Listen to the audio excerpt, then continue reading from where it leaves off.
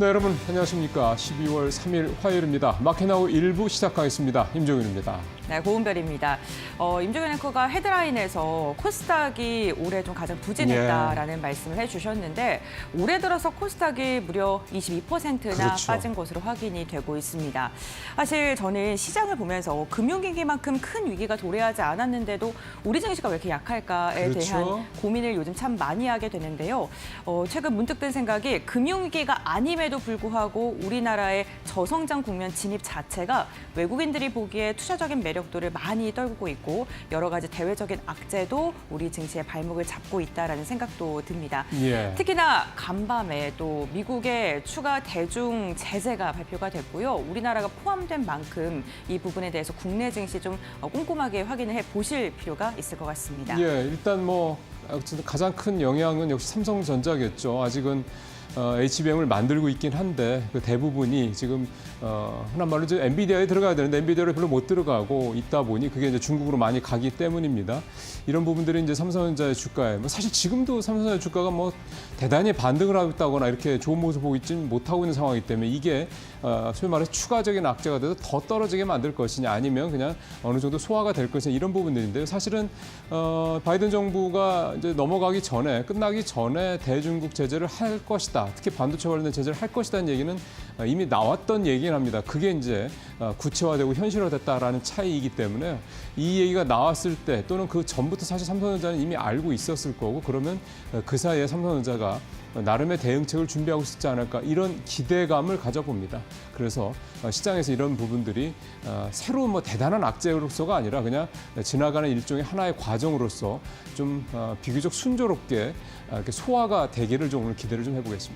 네, 또 어떻게 본다면 불확실성이 해소된다 그렇죠. 이런 측면에서도 바라볼 수 있으니까요. 맞습니다. 이 부분 너무 우려하지 마시고 저희와 함께 오히려 대응 방법을 꼼꼼히 알아보시는 것도 좋을 것 같습니다. 저희 마켓나우 1부 본격적으로 시작해 보겠습니다. 네. 자, 오늘 첫 소식 역시 이제 모닝체크로 가보도록 하겠습니다. 저도 이제 오늘 모닝체크의 첫 번째 코너는 이 반도체 관련된 HBM 얘기를 준비를 했습니다. 미국 바이든 정부가 이제 대중국 HBM 반도체죠. 이제 그중에 대표적인 이제 HBM이고 그 다음에 반도체 장비 수출을 규제하겠다고 나서니는 결국 중국 AI 반도체 개발을 이제 차단하겠다. 이 목적이 분명한 거고요. 국내적으로 봤을 때는 SK하이닉스는 지금 HBM 만드는 거 미국에 다 쏟아 넣고 있습니다. 지금도 수요에 비해서 공급이 모자란 판이니까 사실 SK하이닉스는 별 영향이 없을 것이다라는 게 일단 기본적인 전망이고 중요한 역시 삼성전자죠. 로이터가 보도한 바에 따르면 삼성전자가 만드는 HBM의 현재 30%가 중국으로 들어가고 있다 얘기를 좀 하고 있습니다. 12월 1일 날이죠. 지난 일요일 날 우리가 11월 달 수출이 나왔는데 그때 반도체 수출이 115억 달러로 역대 11월 기준으로 최고치를 기록을 했죠.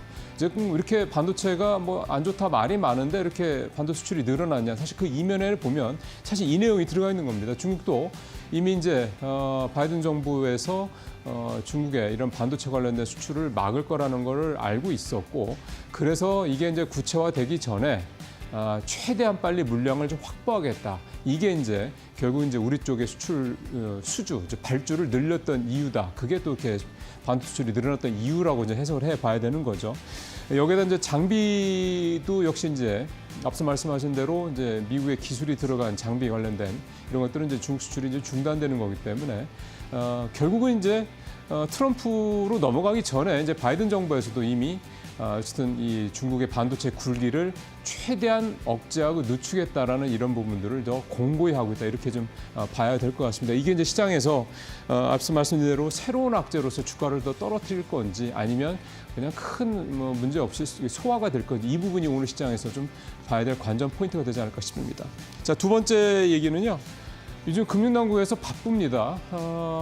이번에는 지난번에 이제 금투자 관련 얘기도 있었고 그다음에 밸류업 관련 얘기도 있었고 이번에 이제 자본시장법 개정 방향에 대한 내용을 어제 금융위원회에서 브리핑을 했습니다.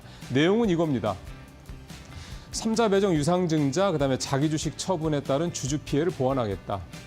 이게 나온 이유는 이제 명확합니다. 지금 더불어민주당 측에서 금투세를 이제 폐지하겠다 이렇게 결론을 내고 난 다음에 했던 얘기가 뭐냐면 연내 상법 개정안을 이제 통과시키겠다 이 내용이었거든요. 상법 개정안의 이제 핵심 내용은 이제 그 기업의 그 회사의 이제 어떤 향해 방향성에 있어서 기업의 이익만 중요한 게 아니라 주주의 이익도 똑같이 이제 중요하게 여기겠다. 이 내용이 사실 핵심 내용 아니겠습니까? 근데 그렇게 하는 부분과 관련해서 이제 지금 기업계, 재계의 반발이 굉장히 강하죠. 그러다 보니까 정부에서도 상법 개정안보다는 기존에 있는 자본시장법을 개정을 해서 핀셋 보완을 하는 게 훨씬 더 시장에 미칠 또 기업이 받을 부담을 줄여줄 것이 이렇게 판단을 하고 좀 자본시장 개정 쪽으로 좀 방향을 만들어서 이제 이렇게 준비를 하고 있는 겁니다. 이런 상황에서 이제 사실은 이제 이수페타시스가 아주 시범 사례가 된 것 같습니다. 그래서 이제 이수페타시의 5,500억 유상증자를 이제 금감원에서 제동을 좀 걸었고요. 따지고 보면 이제 이수페타시스가 5,500 유상증자를 사실상 하기 힘들게 됐고 그래서 이제 2차 전지 관련주를 이제 인수하려고 했던 이 작업도 사실상 이제 물 건너갔다 이런 얘기 그래서 좀 나오고 있습니다. 뭐 정부의 이런 방침 자체가 사실은 바람직한 방향으로 가는 거는 맞습니다. 근데 과연 근본적으로 우리 시장의 어떤 건전성을, 투명성을 높이는 방향이 과연 이 방법이 맞는 거냐, 아니면 상법 개정안이 맞는 거냐, 이 부분에 대한 거는 분명히 답이 있을 거라 생각이 좀 듭니다. 자, 오늘 마지막 얘기는 하이브 얘기 좀 해보겠습니다. 엔터주들 최근 굉장히 분위기 좋습니다. 최근 한 달 새 보면은 JYP 같은 경우는 근 50% 가까이 주가가 좀 급등을 했고 다른 회사들도 대부분 20, 30% 정도 주가가 올랐는데요. 하이브만 최근 한 달 새 주가가 3% 넘게 빠졌습니다. 악재들이 쏟아지고 있습니다. 얼마 전에 이제 뉴진스가 전속 계약을 이제 레이브와 어도어와의 전속 계약 해지했다 이렇게 해지하겠다 얘기를 한 데 이어서 BTS가 복귀하는 기대감에 따라 주가가 반등한 거를 지금 이 방시혁 의장이 소위 말하는 오너 리스크가 좀 다 까먹고 있는 그런 상황입니다. 기사화가 이미 많이 돼서 대부분 이제 뭐 보셨겠습니다만 PF와 이제 상장 과정에서 4천억 원의 임해형 계약을 맺었던 게 드러났고요. 사실 이것도 좀 어떻게 갑자기 이렇게 나왔는지 싶을 정도로 뉴진스 계약 해지 발표와 더불어서 지금 이 하이브의 주가를 좀 발목을 잡고 있는 그런 상황인데요. 11월 20일에 저점 대비해서 11월 20일 주가가 이렇게 보시는 것처럼 22만 2천 원까지 올라가면서 38% 가까이 급등을 했었던 게 최근 이게 뚝 떨어지는 모습이 좀 그대로 좀 보이고 있죠. 참 이게 결국 이제 이 오너 리스크 이게 사실 우리 그 기업들의 상장사들의 고질적인 문제 중에 하나긴 한데 이 오너 리스크가 이 하이브에서 가장 어떻게 보면 이제 젊은 사람들이 가장 많이 있고 젊은 사람들이 굉장히 좋아한다는 이런 상장사에서 이렇게 똑같이 좀 나타나고 있는데 좀 안타까울 뿐입니다. 결국 이제 오너의 이런 부분들이 결국 뭐 오너야 뭐 재산이 수조 원대니까 뭐 큰 상관이 있겠습니까만 결국 이 투자자들 손실은 이걸 참 누가 책임을 져야 될지 또 한 번 좀 아쉬울 따름입니다. 모닝체크 마치겠습니다.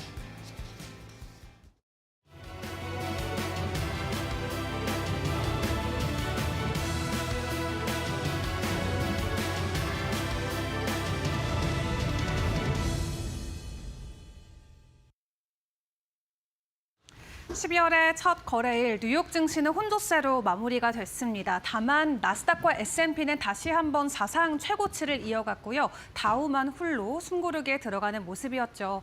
오늘 뉴욕 증시에서 나왔던 시그널들 국내장은 어떻게 풀어갈지 같이 점검을 해보도록 할 텐데요. 일단 빅테크 관련주들도 보시면 일제히 상승하는 흐름이 나왔습니다. 그 안에서도 테슬라의 주가가 3% 넘게 급등하는 모습이 나왔는데 일단 FSD 관련해서 소프트웨어 업데이트를 했던 부분이 주가에는 상승으로 작용이 됐고요. 그리고 간밤 다시 한번 월가에서는 테슬라의 목표치를 가장 높게 올려잡는 목표 주가도 함께 제시가 됐습니다. 기존 웨드부시가 $400 선을 제시를 했었는데 간밤에는 $411까지 테슬라의 목표가를 높여 잡는 월가의 전망치가 있었고요. 이 긍정적인 테슬라의 낙관론이 이어지면서 이날장에서도 테슬라, 빅테크 중에서는 가장 강한 상승 흐름을 보여주기도 했습니다. 그리고 주요 경제 지표로는 ISM 제조업 지수 같이 확인을 해봐야겠죠. 보통 50 이상이면 확장을 의미하고 50 이하면은 위축 국면을 의미하는데요. 아직도 미국의 제조업은 위축 단계에 있는 것으로 보여지고 있습니다. 그럼에도 전월 대비해서 0.5% 상승했다라는 부분은 충분히 긍정적으로 풀이를 해볼 수가 있겠고요. 또 무엇보다도 우리나라 수출과 직결되는 가장 중요한 경제 데이터이니만큼 지난주부터 계속 우리가 집중해서 지켜봐야 되는 지표로 말씀을 드렸었는데 있었는데 전월 대비 상승 흐름이 이어지고 제조업이 어느 정도 회복 단계를 진행하고 있다라는 부분은 우리나라 측면에서도 긍정적으로 볼 수 있겠습니다.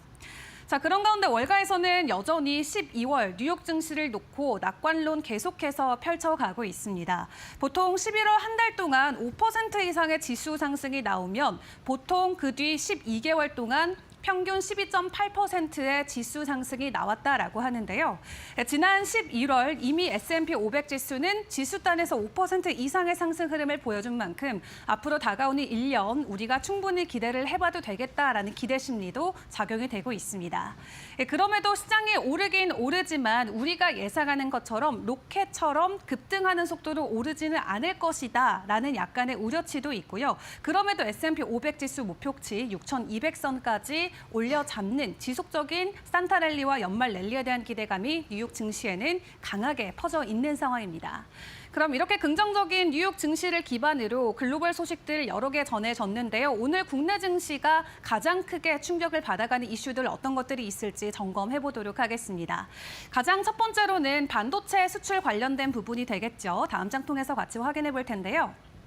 12월 31일부터 적용이 됩니다. 결국 HBM 통제에 나선다라고 하고 사실 중국 안에서 직접적으로 제조를 하지 않더라도 반도체, 미국의 기술을 가져다 쓰는 것만으로도 이 제재 대상이 된다고 합니다. 다만 반도체 자체가 원천 기술을 또 미국을 중심으로 두고 있는 만큼 대부분의 기업들이 통제 대상권에 오를 것이다라는 전망이 나오고 있고 그 가운데 일본과 네덜란드 기업들은 온전히 제외되는 것으로 또 확인이 됐습니다.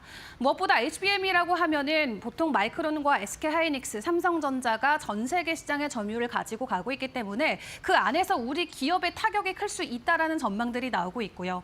다만 SK 쪽 같은 경우는 전량 미국으로 수출을 하고 있고 오히려 미국 쪽의 수요 또한 현재 감당을 하지 못하고 있는 상황이기 때문에 당장의 타격은 없을 것이다라는 게 전문가들의 예상치고요. 삼성전자 같은 경우는 홍콩 쪽으로 우회하는 물량까지 다 합했을 때는 중국에 들어가고 있는 물량이 전체 비중의 30% 정도 차지가 되고 있다고 합니다. 한마디로 직접적인 타격과 영향이 있을 수 있는 대표적인 기업으로는 삼성전자를 생각을 해볼 수가 있겠죠. 4일 연속으로 주가 하락세가 이어졌는데 삼성전자 오늘 해당 소식으로 또 추가 하락이 나올지 다시 한번 사만전자에 대한 공포감이 장 전부터 드리워져 있는 것 같고요. 해당 이슈 이후로 중국 쪽에서는 경제적으로 강압하는 거다 단호히 반대한다라는 입장을 발표했지만 미국 쪽에서 추가적인 어떤 조율을 해줄 수 있을지는 시장 상황을 계속 지켜보시는 게 중요할 것 같습니다. 그리고 간밤 배터리 관련 기업들의 소식들도 전해졌죠. LG 에너지 솔루션이 GM의 합작 지분을 그대로 인수한다는 소식이 나왔습니다. 동시에 각형 배터리도 GM과 함께 본격적으로 만든다라고 하는데 파우치, 각형, 원통형 이 모든 걸 만드는 건 이제 전 세계에서 LG 엔솔이 유일한 기업이 됐습니다. 이 GM 합작 공장의 지분을 인수한다라는 것은 재무단에서는 좀 부담이 될 수 있겠습니다만 각형 배터리 소식과 함께 오늘 긍정적으로 주가 반응해둘지는 지켜보시고요. 그리고 삼성 SDI 같은 경우도 미국에서 스텔란티스와 함께 가지고 있는 합작법인을 정부로부터 10조 원 규모의 대출 지원을 받았다는 소식을 가지고 왔습니다. 또 여기 간밤 테슬라가 3%대 추가적인 상승까지 나와준 만큼 오늘 전기차 섹터 관련주들의 긍정적인 흐름이 우리 국내 증시에도 이어질 수 있을지 같이 기대해보시면 좋을 것 같습니다.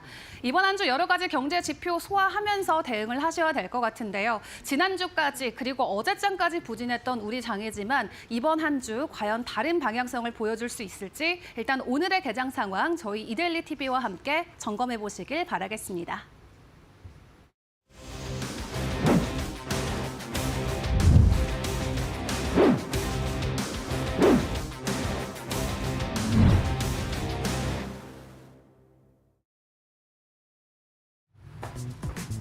지난달 수출이 14개월 연속 플러스를 기록한 가운데 SSD를 포함한 컴퓨터 품목 수출은 122% 증가한 14억 달러로 11개월 연속 증가한 것으로 확인됐습니다. 엔비디아는 SSD에서 삼성전자, 파두 등 국내 업체의 칩을 공급받고 있는 것으로 확인됐는데요. 다만 범용 낸드 플래시 시장 불황으로 4분기 삼성전자, 키옥시아 등 메모리 업계가 또 다시 생산량 감축에 나설 전망입니다. 과연 SSD 시장은 어떻게 흘러갈까요? 지금부터 알아보시죠.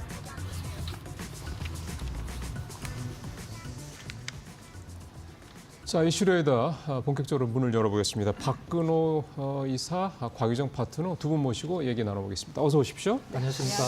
예, 오늘 박근호 이사님이 SSD를 가져오셨는데 이게 어떻게 봐야 돼요? 이게 사실 요즘에 범용 쪽 반도체가 워낙에 메모리 쪽이 뭐 중국에 다 붙잡혔다 하도 이런 얘기들이 많이 나오다 그렇죠. 보니까 소위 말하는 이제 메모리 쪽에 대해서는 좀 부담스럽다라는 생각하시는 분들이 많으실 것 같아서 근데 오늘 이 SSD가 결국 이제 이게 낸드 쪽이라고 봐야 되는 거죠? 그렇죠. 네, 낸드가 들어가는 거죠. 낸드, 그다음에 컨트롤러, 캐시 메모리 세 개를 합쳐서 아. 이 모듈을 이제 SSD라고 하는 건데요. 그럼 이거 이제 왜 갖고 오셨는지 좀 하나하나 풀어보죠. 일단 반도체 경기에 대해서 이제 앞으로 어떻게 될 것이다라는 것을 이제 전망하기보다는 제가 드릴 말씀이 있는데 사실 올 상반기만 하더라도 낸드에 대한 그 시장에서 평가가 나쁘진 않았거든요. 그렇죠. 근데 하반기 들어서 이제 나빠졌고 그다음에 내년에도 나쁠 것이다라고 얘기를 하는데 사실 이런 것들은 어떻게 보면 좀 약간 그 전망하기가 예측하기 그렇게 쉬운 부분은 아니거든요. 근데 과거에도 메모리 가격이 더 나빠질 것이다라고 해서 삼성전자 하이닉스의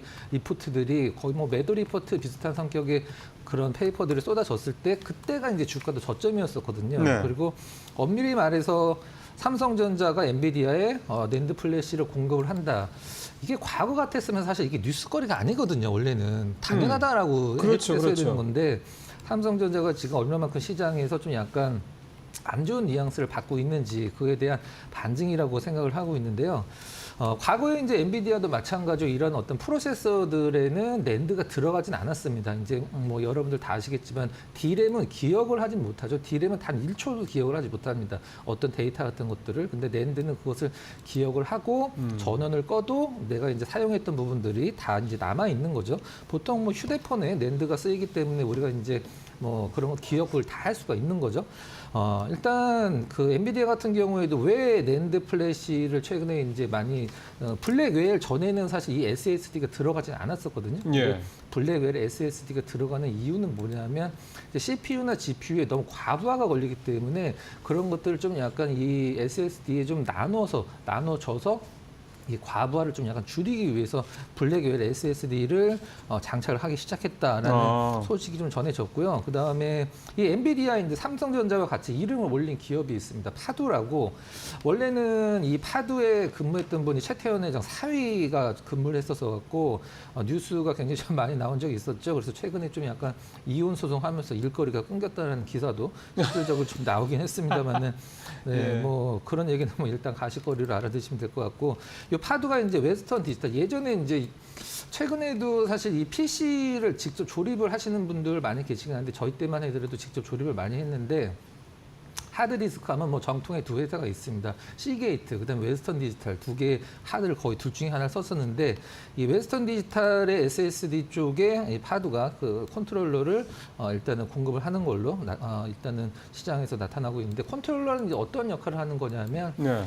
SSD의 어떤 그 두뇌 역할을 하는 거죠. 두뇌 역할. 이제 방금 말씀드렸듯이 SSD는 낸드, 컨트롤러, 네. 캐시 메모리 세 개로 구성이 되어 있는데 그 중에서 이제 낸드의 SSD에 이제 그 두뇌 역할을 하는 거다라고 보시면 될 것 같고 이제 엔비디아도 최근에 이제 이 낸드 플래시 이제 SSD의 중요성을 굉장히 인식을 하게 되면서 기술을 개발하기 위해서 굉장히 노력한 부분이 하나가 있는데요. 그건 뭐냐면 이제 GPU와 이 SSD를 직접 연결하는 방식 이제 그런 부분들을 빅 엑셀레이터 메모리라고 BAM이라고 보통 칭하는데 네. 이런 부분들을 봤을 때 지금 현재는 이제 앞서서 그 체크도 되긴 했었습니다만은 뭐 키옥시아 그 다음에 삼성전자 모든 이제 낸드 쪽에 범용 낸드 우리가 보통 뭐 휴대폰이나 PC에 들어가는 범용 낸드 쪽에 감산이라고 보시면 될 것 같고요. 이제 기업용 SSD는 이 SSD라고 하거든요. 이 부분은 사실 실질적으로 시장에서 지금 많이 성장하고 있는 부분이라고 보시면 될 것 같습니다. 예. 이게 사실 이렇게 뭔가 변화가 항상 있습니다. 그러니까 우리가 전체로 다 그냥 안 좋구나 해서 이렇게 보실 게 아니라 그 중에서도 뭔가 변화의 조짐이 나타나는 어떤 그런 분야가 있는데 부분이 있는데 SSD가 이제 지금 반도체 관련돼서 뭐 범용 메모리는 좀 힘들다 얘기는 하지만 이렇게 블랙웰과 관련돼서도 이런 얘기가 나오는 거 보면은 좀 다르게 좀 시각을 좀 접근해야 될 부분이 있나 생각이 좀 드는군요. 자, SSD 관련주들을 한번 어디가 있는지 한번 살펴볼 필요가 있겠습니다. 고은별 앵커 전해주시죠. 네, SSD 관련 기업들의 최근 흐름 함께 살펴보겠습니다. 대표적으로 삼성전자와 파두를 빼놓을 수 없을 것 같은데요.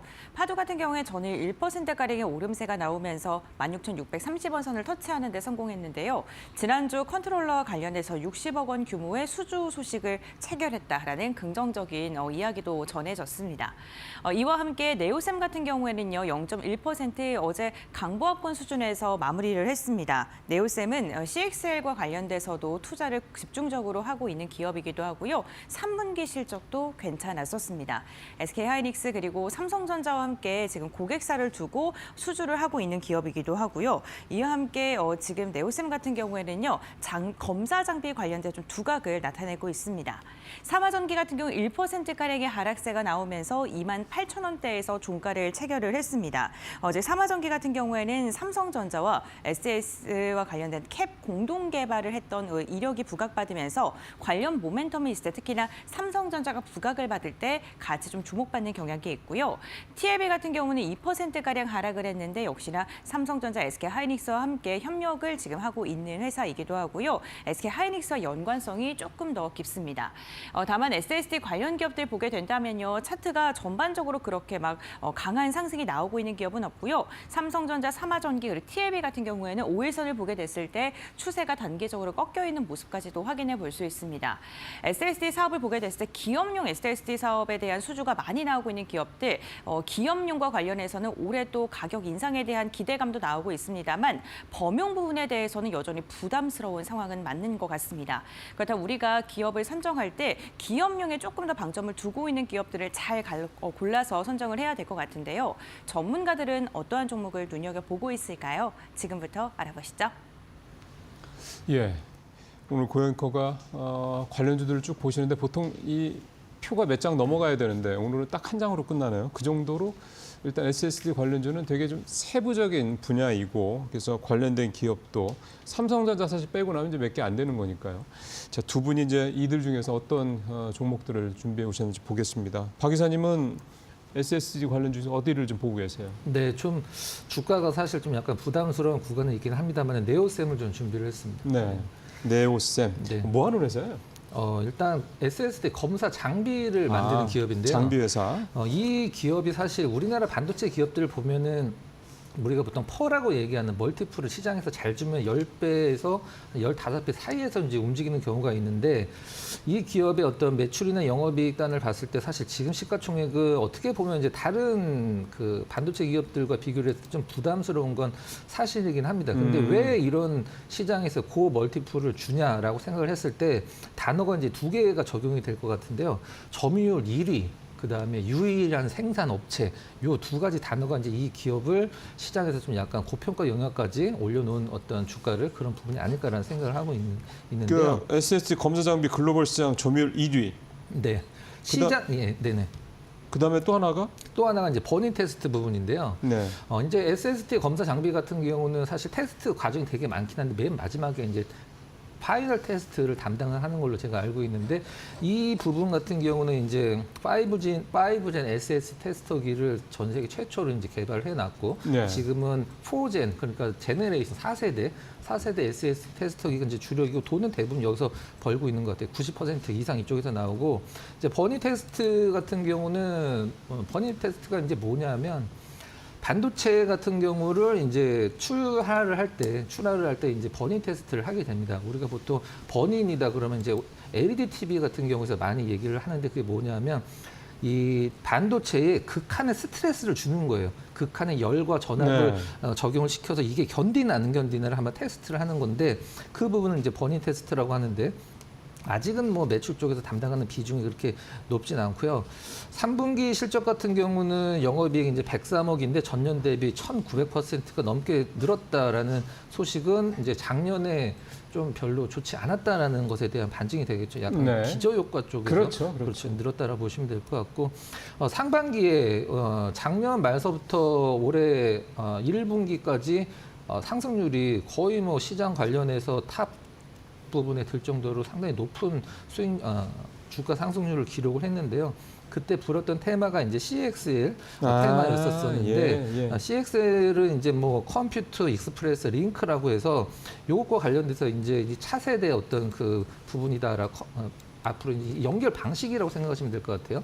그러니까 기존에는 어떤 SATA 방식, 얘기 깊이 들어가면 좀 약간 복잡해지긴 하는데 SATA 방식에서 이제 PCAL 쪽으로 바뀌면서 지금도 PCAL은 많이 쓰고 있죠. 여러분들이 그래픽 카드를 SSD로 연결을 할 때 이제 PCAL 방식으로 쓰게 되는데 이 부분들이 이제 차세대로 많이 발전할 부분이다라고 해서 한번 테마가 크게 불었습니다. 이거는 뭐 굉장히 뭐 좋은 거다라고 생각을 하고 있고요.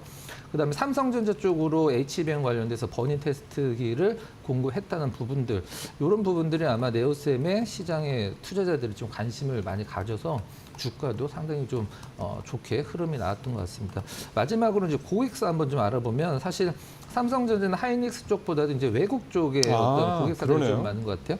마이크론, 그다음에 인텔, 도시바, 화웨이. 뭐 도시바 같은 경우는 뭐 낸드, 키옥시아라고 도시바가 이제 키옥시아라고 생각을 하시면 될 것 같아요. 이 부분들. 일단 국내보다도 해외 쪽 고객사 글쎄요. 쪽으로 그다음에 참고로 좀 말씀을 드리면 점유율 1위인데 매출이 이거밖에 안 되냐라고 생각을 당연히 하실 수도 있죠. 근데 시장 자체가 제가 봤을 때는 이제 뭐 그렇게 크지는 않은 시장이라 많이 뛰어드는 기업들은 없고 이제 몇 개, 한두 개의 네. 기업들이 이제 과정을 하고 있는 부분인데 일본에 이제 어드반테스트라고 비슷한 기업이 있긴 합니다만은 어드반테스트는 사실 굉장히 좀 큰 기업이에요. 그러니까요. 6조 원이 넘는 큰 기업인데 일본 기업들이 이 SSD 테스터기를 어드반테스트 걸 안 쓰고 네오셈 거를 수입을 해서 쓴다라고 그래요. 그래서 그만큼 좀 기술력은 인정을 받았다 이렇게 생각을 하시면 될 것 같습니다. 앞에 블랙엘에 이게 이 SSD가 들어간다고 말씀을 하셨잖아요. 네네. 그러면 이 SSD 시장이 지금도 훨씬 더 커질 수 있다라고 보는 거예요? 네, 앞서서 이제 고은별 앵커께서도 잠깐 언급을 해주셨었는데 범용 메모리와 이제 그 기업용 eSSD가 이제 우리가 보통 소비자들이 쓰는 eSSD 그다음 SSD 기업이 쓰는 걸 eSSD라고 하는데 이 SSD 시장은 지금 뭐 서버에도 많이 들어가고 지금 가격적으로도 거의 다운이 안 되고 있기 때문에 이제 물량도 늘어날 수밖에 없는 상황이고 그래서 좀 두 개를 나눠서 좀 봐야 될 것 같아요. 그래서 기업용 SSD 시장 쪽은 뭐 좋게 볼 필요성이 있다 이렇게 말씀드리고 그러면은 이 기업용 SSD는 삼성도 하고 SK 하이닉스도 하고 네. 그렇게 보면 되는 거죠? 웨스턴 디지털, 뭐 시게이트 다 하고 있습니다. 네. 자, 이번에 이제 곽유정 파트너가 어떤 종목을 가져왔는지 한번 보죠. 파두라는 기업을 가지고 왔는데요. 아까 보니까 있더라고요. 예. 네, 아까 전에 안 그래도 또 이사님이 좀 설명을 해주시긴 하셨는데 SSD 관련 종목 중에서 파두가 그래도 작년에는 좀 시장에서 많이 주목이 좀 됐었던 그런 이제 관련 기업입니다. 네. 근데 안 좋은 쪽으로 좀 부각이 됐었거든요. 그 고평가 논란. 네, 예. 시총이 무려 이제 1조 가까이 됐었고, 그리고 이제 그 공모가 상정했을 때도 희망 범위 이제 최상단에 설정이 되기도 했었거든요. 3만 1,000원대에서 최고가가 47,100원까지 이제 올라가기도 했었는데 이 뻥튀기 상장 논란으로 인해서 주가가 반토막보다도 더 아래로 주가가 떨어지기도 했습니다. 그리고 여전히 이제 파두의 재무적인 부분 한번 잠깐 보면요. 네. 특이한 점은 매출액이 2021년도 대비해서 2022년도에 거의 10배 가까이 매출액이 는 모습을 볼 수가 있고요. 반면에 이제 당기순이익은 여전히 좀 적자폭이 큰 모습을 볼 수가 있습니다. 네. 그러니까 상장 당시 사실 이제 파두의 가치를 산정했을 때 어떤 기준으로 상장했냐라고 봤을 때 기존의 이제 글로벌 기업인 메타, 페이스북의 그 모태죠. 메타와 SK 하이닉스의 데이터 센터용 SSD 컨트롤러, 그러니까 SSD는 메모리 같은 걸 데이터를 읽고 쓰는 작업을 하는 그런 핵심 부품이라고 보시면 되고 컨트롤러는 네. 발열이나 전력을 좀 잡아주는 그런 용도거든요. 그리고 이제 컨트롤러를 이제 우회적으로 메타 쪽에 납품한다라는 이제 이슈를 통해서 상장을 했을 때 고평가를 좀 받을 수가 있었고, 그리고 실제로 이러한 구도 자체가 그 메타, SK 하이닉스 파두 구도 자체가 2023년도 딱 1분기까지 유효했습니다. 근데 이제 작년 기점으로 봤을 때 생각해 보면 전방 산업이 올해까지 지금 사실 그렇게 회복이 지금 잘 못 나오고 있는 상황이잖아요. 그러다 보니까 실적이 더 고꾸라질 수밖에 없었고 시장에서도 고평가 논란이 계속해서 뒤따를 수밖에 없었다라고 보시면 되겠습니다. 그래서 메타 같은 경우에도 딱 2023년도 2분기쯤에 이 낸드 SS 시장의 침체에 따른 데이터 센터 투자를 축소하기로 했었거든요. 그때부터 이제 파도가 주가가 좀 더 큰 폭으로 빠졌다라고 이제 볼 수 있을 네. 것 같은데 매출 역시도 실제로 2023년도 대비해서 60%가 급감하기도 했습니다. 다만 그럼에도 불구하고 파도가 계속해서 글로벌 고객사를 지금 좀 다변화하고 있는 단계이긴 하거든요. 네, 여기 좀 길어질까 봐 중국의 이제 바이윈이라든지 앞서 말씀해 주셨던 미국의 웨스턴 디지털이나 델과 같은 이제 굵직한 글로벌 고객사와 지금 거래를 지금 계속 꾸준히 하고 있는 단계이기 때문에 네. 업계에서는 4분기부터 좀 어느 정도 실적 반영이 긍정적으로 나오지 않을까라고 보여지거든요. 네. 아직까지는 네. 컨센서스가 나오지 않았지만 내년부터 좀 본격적으로 흑자 전환 기조를 보인다 했을 때 또 가장 크게 올라갈 수 있을 만한 모멘텀을 가진 종목인 만큼 파도 우리 시청자분들이 4분기 네. 실적 발표 기점으로 해서 좀 관심 있게 보시면 좋을 만한 종목이라고 보고 있습니다. 예. 자, 오늘 첫 번째 이슈 SSD를 좀 살펴봤습니다. 자, 두 번째 이슈로 가보겠습니다. 아마존이 미국 원전 운영사에 3억 3,400만 달러를 지원합니다. 지난 10월에 이른 대규모 투자로 빅테크 기업들의 무탄소 에너지 공급은 앞으로 더 가속화될 전망인데요. 이처럼 미국의 SMR 사업이 속도를 내면서 기자재 공급 기회를 모색 중인 두산 에너빌리티의 수혜가 기대됩니다. 특히 미국 정부가 전력 수요 증가 등을 고려해 원자력 발전 용량은 2050년까지 3배 늘리겠다는 계획을 밝히며 초당적인 성격까지 띠고 있는데요. 지속되는 원전 모멘텀, 지금 바로 알아보시죠.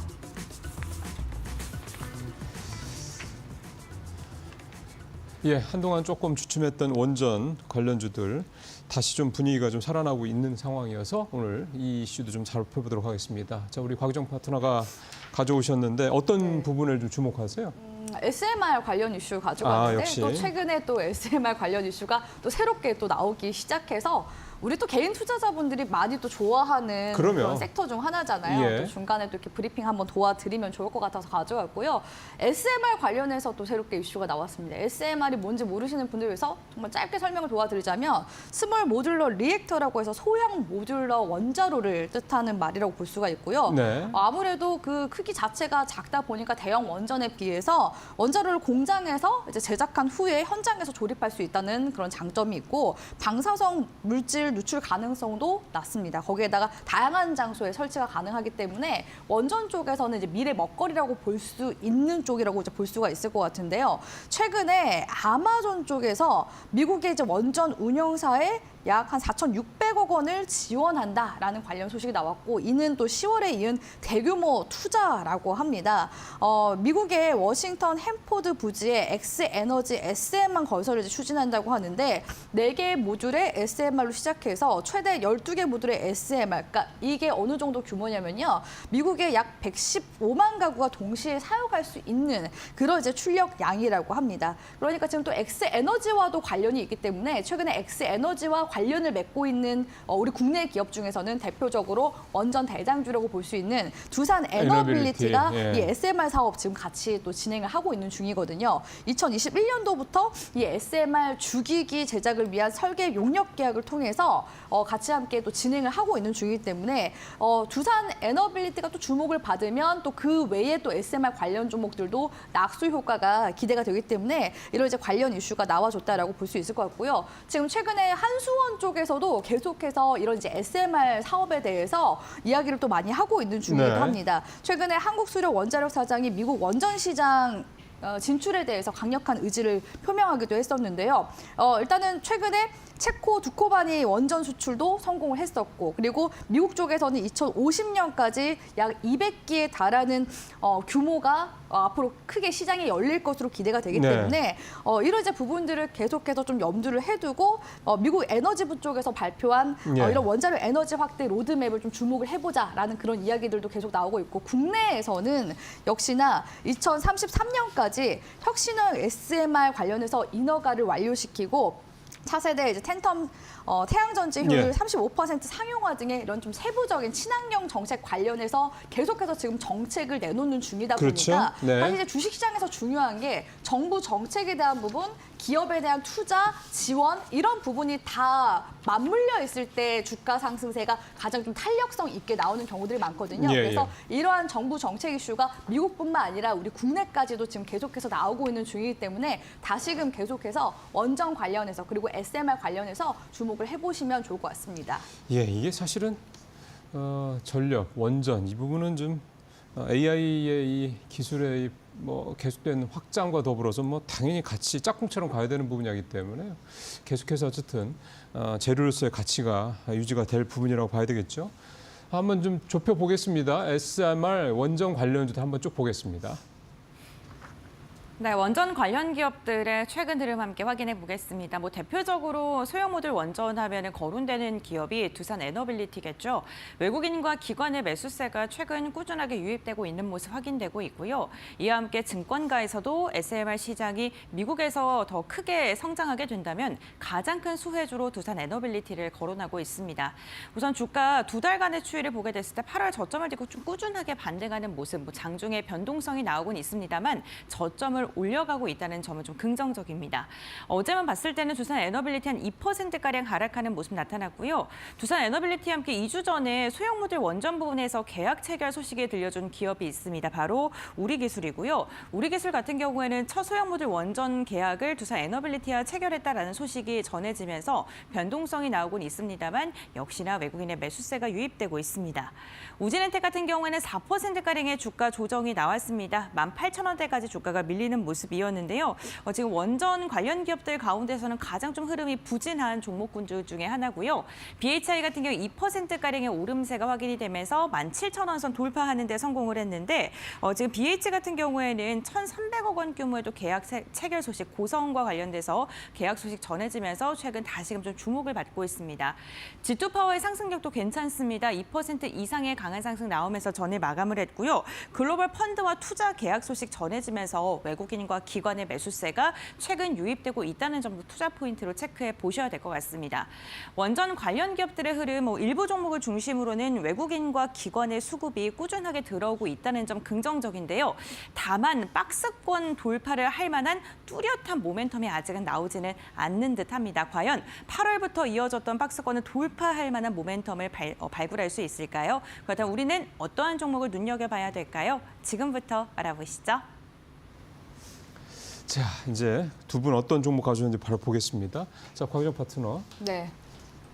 두산 에너빌리티 예, 가지고 왔는데요. 대장주죠? 예. 사실 지금 최근에 두산 에너빌리티와 두산 로보틱스 주가가 좀 지지부진하게 가는 네, 측면이 네. 있습니다. 왜냐하면 오는 12일에 두산 에너빌리티 지금 임시 주주총회 안건으로 분할 합병 계획서 승인의 건이 오르게 될 전망이거든요.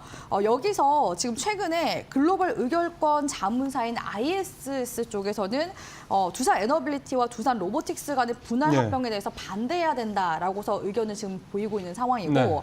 또 반면에 글래스 루이스라는 이제 의결권 자문사 쪽에서는 두산그룹의 지배구조 개편안에 대해서 찬성을 지금 현재 권고하고 있는 중입니다. 그러니까 지금 양측이 또 대립을 하고 있는 그런 양상이기 때문에 아무래도 좀 우리 시청자분들이 신규로 진입하겠다 하시는 분들은 12일에 결과가 나오는 것을 보고서 접근하는 것도 나쁘지 않다라고 보여지긴 하거든요. 일단 두산 에너빌리티 쪽에서 사업 재편을 해서 부산 바켓을 분할하게 되면은 일단 7천억 가까이 되는 차입금의 부담을 이제 덜 수 있다라는 장점이 있고요. 그렇게 되면은 원전 관련 설비 투자금을 확보할 수 있기 때문에 이 확보된 지금 투자금을 토대로 해서 대형 원전이나 SMR 그리고 가스 수소 터빈 등에 즉각적으로 지금 투자를 하겠다고 지금 밝힌 상황이기도 하거든요. 앞으로 향후에 지금 대형 원전 같은 경우에도 체코 같은 경우에도 후속 2기 가능성이 지금 점쳐지고 있는 데다가 아랍에미리트나 폴란드 사우디 이런 지금 국가들도 계속해서 수주 가능성을 지금 업계에서 예. 예상하는 중이기 때문에 네. 이런 이제 부분들에 있어서는 우리 시청자분들도 예. 계속해서 좀 투자금을 조달할 수 있는 그런 환경이 기반이 좀 만들어지는지 예. 말씀드렸다시피 오늘 이제 12월 달 그런 이제 안건에서의 결과를 좀 주목을 해보시면서 두산 에너빌리티 주가 보셨으면 좋겠습니다. 예, 뭐 사실은 뭐 회사 소개 뭐 굳이 안 해도 되는 대장주입니다. SMR 관련해서. 자, 받고 이제 우리 박근호 의사님도 오늘 시간이 또 짧아서 죄송합니다만 네, 엑기스만 말씀드리고 엑기스만. 네. BHI 준비를 했고요. 실질적으로 그 발전소와 관련된 기업이지 그 원전 쪽으로는 매출이 그렇게 크지는 않은데 시장에서는 원전주로 분류를 하고 있죠. 어디에서 돈을 가장 많이 버느냐? 이 화력 발전소나 LNG 발전소 등에서 쓰인 보일러가 있는데요. 배열 회수 보일러라는 부분입니다. 이 부분에서 돈을 최근에 굉장히 많이 벌고 있는 상황이죠. 어떤 보일러냐 간단히 설명드리도록 마치도록 하겠습니다. 예. 이제 발전소에서 배출가스가 나가면 거기에도 열이 있거든요. 그렇죠. 그 열을 다시 잡아와서 이제 발전을 이용하는 방식인데 어디서 많이 듣던 얘기인데 하실 수도 있는데 콘덴싱 그렇죠. 예. 바로 이제 가정에서 쓰는 콘덴싱 보일러와 똑같은 방식으로 생각하시면 될 것 같아요. 그러니까 초대형 컨덴싱 그렇죠. 보일러네. 네, 맞습니다. 네.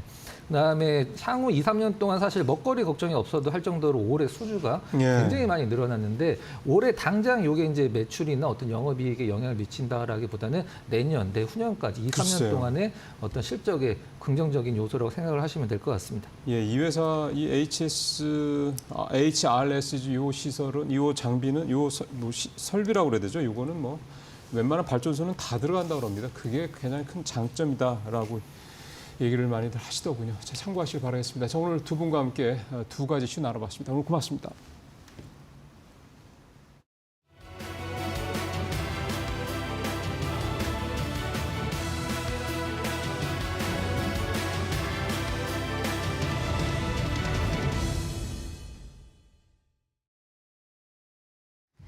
마켓 리포트 강민정입니다. 오늘도 두 종목 함께 살펴보시죠.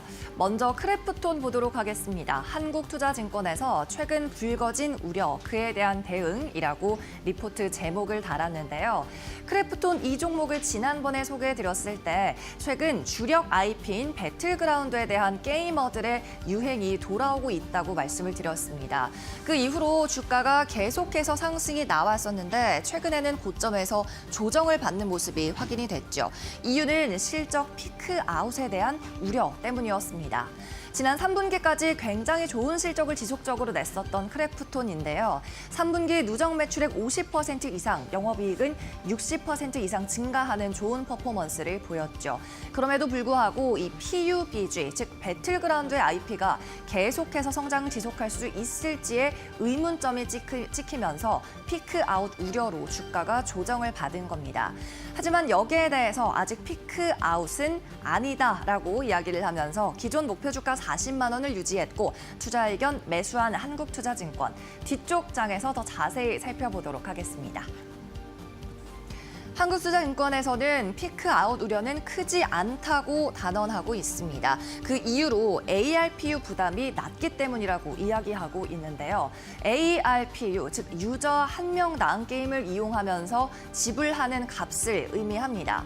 PC 그리고 모바일로 나누어 볼 수 있는데요. 일단 PC에서는 올해 매출이 급증한 것이 사실입니다. 하지만 이 매출의 대부분이 MAU의 증가에 기반하고 있다고 이야기하고 있습니다. MAU, 즉 유저 자체가, 사용자 자체가 늘어나면서 매출이 급증했다는 거죠. 파이 자체가 커진 거라는 겁니다.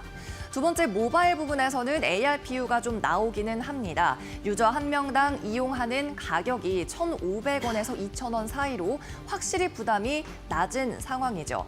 특히 모바일에서 중국의 로열티를 지불해야 되는 화평 정령의 몫을 제외하고 나면 ARPU는 이보다 더 낮아질 겁니다. 즉 피크아웃인지 아닌지를 고려할 때 가장 중요하게 여겨지는 이 ARPU가 부담이 낮기 때문에, 그리고 최근 트래픽 트렌드도 안정적으로 나오고 있기 때문에 피크아웃 우려는 아직 이른 걱정이고 또 2025년에 실적 성장도 지속될 수 있을 거라고 보고 있는 관점이죠.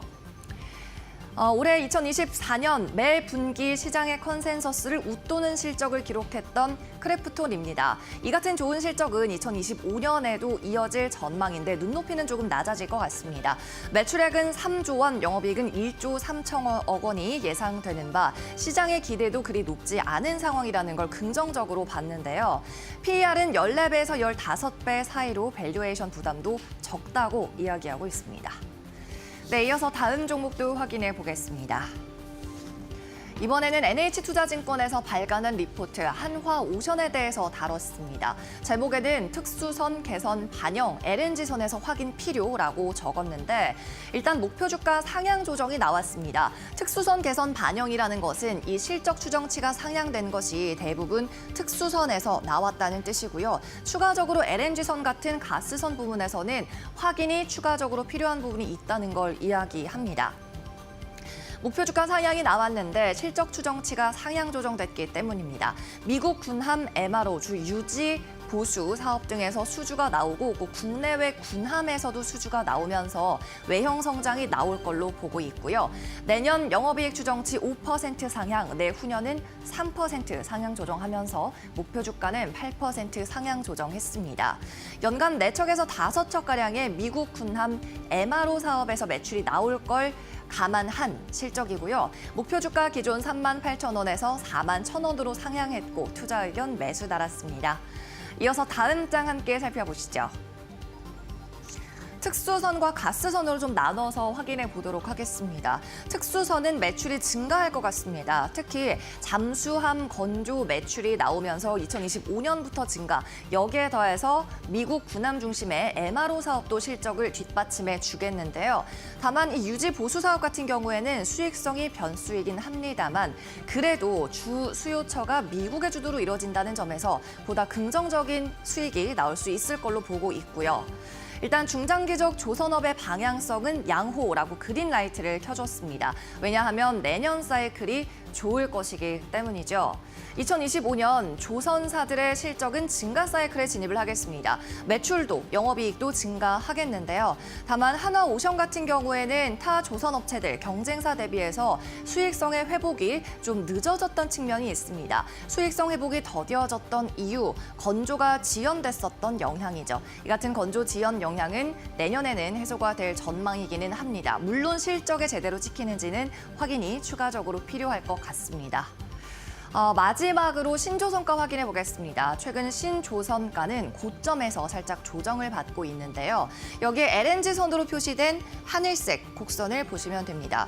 고점에서 이렇게 조정이 나오고 있는데 특히나 국내 조선사들이 주력으로 삼고 있는 LNG, LPG선 쪽, 즉 가스선에서 약세가 보이고 있는 거죠. 물론 미국의 주도로 LNG선은 발주 증가 기대감이 있기는 합니다만 최근에 운임료가 떨어지면서 선가에 대한 부담이 확실히 있는 상황입니다. 운임료와 선가에서 뒷받침이 되어주는지가 추가적으로 확인이 돼야 되겠고요. 중장기적으로는 조선업종 양호라고 이야기했습니다. 네, 마켓 리포트에서 전해드렸습니다.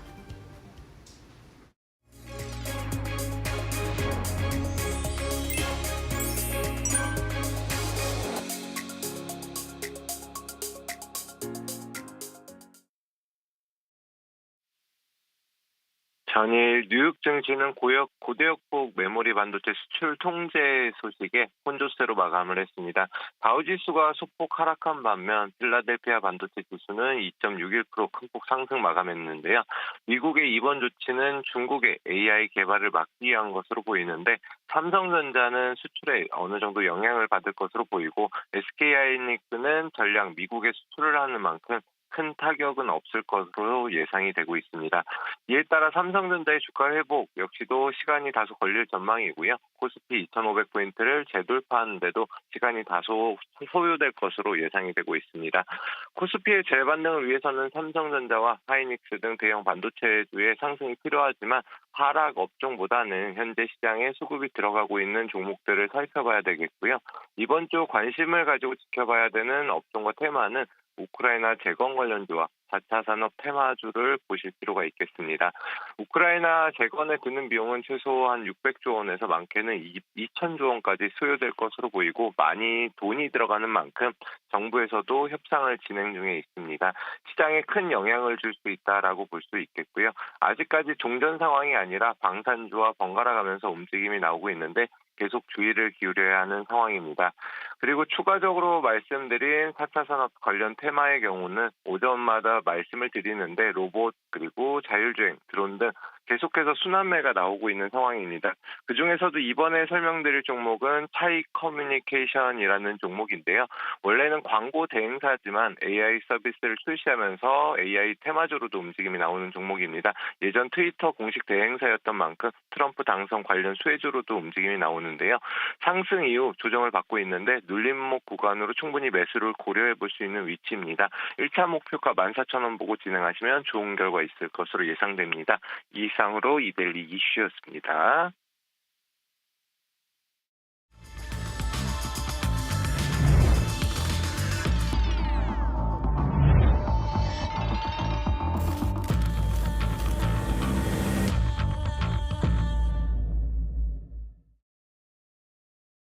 여덟 시 51분 살짝 넘었습니다. 자, 마켓 스탠바이 시간으로 이어지겠습니다. 오늘도 루체인베스트 오현진 팀장, 신일섭 전문위원, 그다음에 곰배랭크와 함께하겠습니다. 어서 오십시오. 자, 뉴욕 시장은 혼조세긴 한데 오늘은 나스닥 또 S&P 500 이렇게 또 올랐고요. 다우는 좀 주춤을 했고 아침에 아주 밤늦게죠. 미국 바이든 정부가 HBM을 비롯한 한국 반도체 또 반도체 장비 중국 수출 제한한다 이런 얘기도 좀 나왔고 인텔 겔싱어 CEO가 사임했다는 소식도 좀 들리고 어쨌든 여러 가지 반도체 관련된 얘기들이 좀 어제 오늘 사이에 좀 있었습니다. 이런 부분도 좀 감안하시면서 오늘 시장 얘기를 좀 살펴봐야 될 것 같습니다. 오현진 팀장님 오늘 탑3 어떤 거 준비하고 있습니까? 네, 첫 번째는 이제 국내에 있는 행사 관련된 이슈인데 내일부터 대한민국 소프트웨어 대전이라는 행사가 이제 코엑스에서 좀 진행이 됩니다. 소프트웨어를 통한 산업관 비즈니스 모델을 창출할 목적으로 좀 진행이 되는 건데 최근에 AI 관련주의 흐름이 이제 하드웨어는 조금 약하도 소프트웨어 종목군들이 좀 더 주목받을 수 있다. 이런 언급들이 계속해서 나오고 있기 때문에 이번 소프트웨어 대전 행사를 좀 주목해 보실 필요가 있지 않을까 싶고요. 한컨그룹 그리고 더존비존을 비롯한 그 AI 소프트웨어 관련주로 묶인 종목들이 이 행사에 다수 참여합니다. 그래서 행사 전후로 관련된 종목군들이 움직일 가능성이 있다라고 보고 HBM 이슈도 있었지만 계속해서 AI 하드웨어 종목군들의 투자 심리가 조금 이제 막혀 있는 그런 흐름이기 때문에 AI 소프트웨어 관련된 종목군들이 상대적으로 흐름이 괜찮을 수 있다는 부분 염두하시면서 좀 대응해 보시면 좋을 것 같습니다. 다음은 섹터 얘기인데 이제 게임주가 요즘에 흐름이 굉장히 좋죠. 그래서 낙폭이 물론 크기도 했는데 내년 신작 게임에 대한 출시 기대감도 있고 특히 인앱 수수료 인하 기대감이 있습니다. 그래서 국내 한 40여 곳의 게임사가 구글과 애플을 상대로 앱 결제 수수료 집단 조정을 진행을 했는데요. 현재 30% 정도 뛰어가는 것은 좀 과하다라고 주장을 하고 있는 상황이죠. 그래서 수수료가 2%포인트 인하될 때 게임사의 영업이익률이 1% 상승할 수 있습니다. 그래서 인하 수치가 높으면 높을수록 게임사의 직접적인 이익 개선 요인이 된다라고 보시면 될 것 같아요. 그래서 현실화 여부를 좀 주목해 보시면 좋을 것 같고요. 펄어비스의 붉은 사막 그리고 넷마블의 7개의 대제 오리진을 비롯해서 신작 모멘텀 보유한 게임주들 좀 선별적으로 체크해 보시면 좋을 것 같습니다.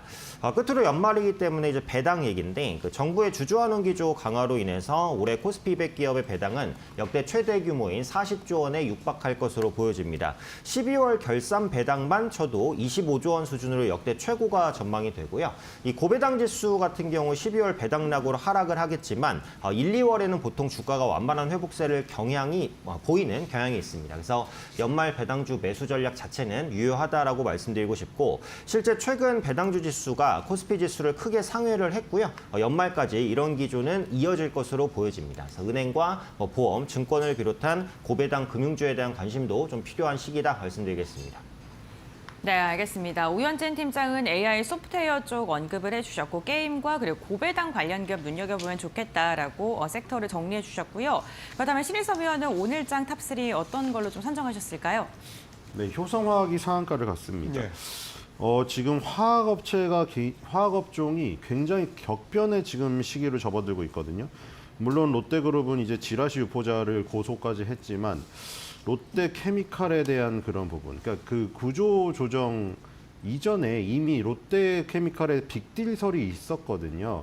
왜냐면 이제 스페셜티가 아니면 이제 중국산 그 저가 화학 제품, 이 NCC에서 나오는 저가 화학 제품들을 이겨낼 수가 없기 때문에 스페셜티로 지금 다 가야 되는 지금 상황이고, 그래서 효성화학도 결국에는 비주력 부문이라던가 아니면 계열사가 하고 있던 부분을 몰아주기 위해서 효성 TNC로 지금 특수가스 사업부를 매각한다고 지금 공시가 나왔거든요. 효성 TNC랑 효성화학이 특수가스 사업부를 양쪽에서 하고 있었습니다. 그래서 효성 TNC의 특수가스 사업부를 몰아주고 이 지금 그 고객들이 전부 반도체 업체들이거든요.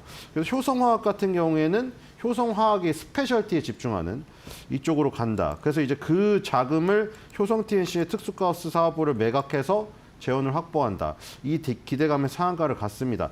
앞으로 이제 그 화학 부문에서 이런 합종 연합 내지는 구조조정, 뭐 계열사 몰아주기, 그래서 일감 몰아주기가 아니라요.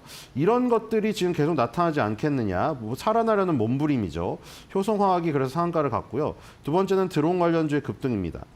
드론도 마찬가지인데 어제 중국 뭐 반도체 얘기도 마찬가지고 모두 다 지금 그거예요. 중국이 말을 듣겠습니까만 말을 듣지 않는다는 거죠. 미국은. 그 말을 듣지 않으면 매를 대겠다는 거죠.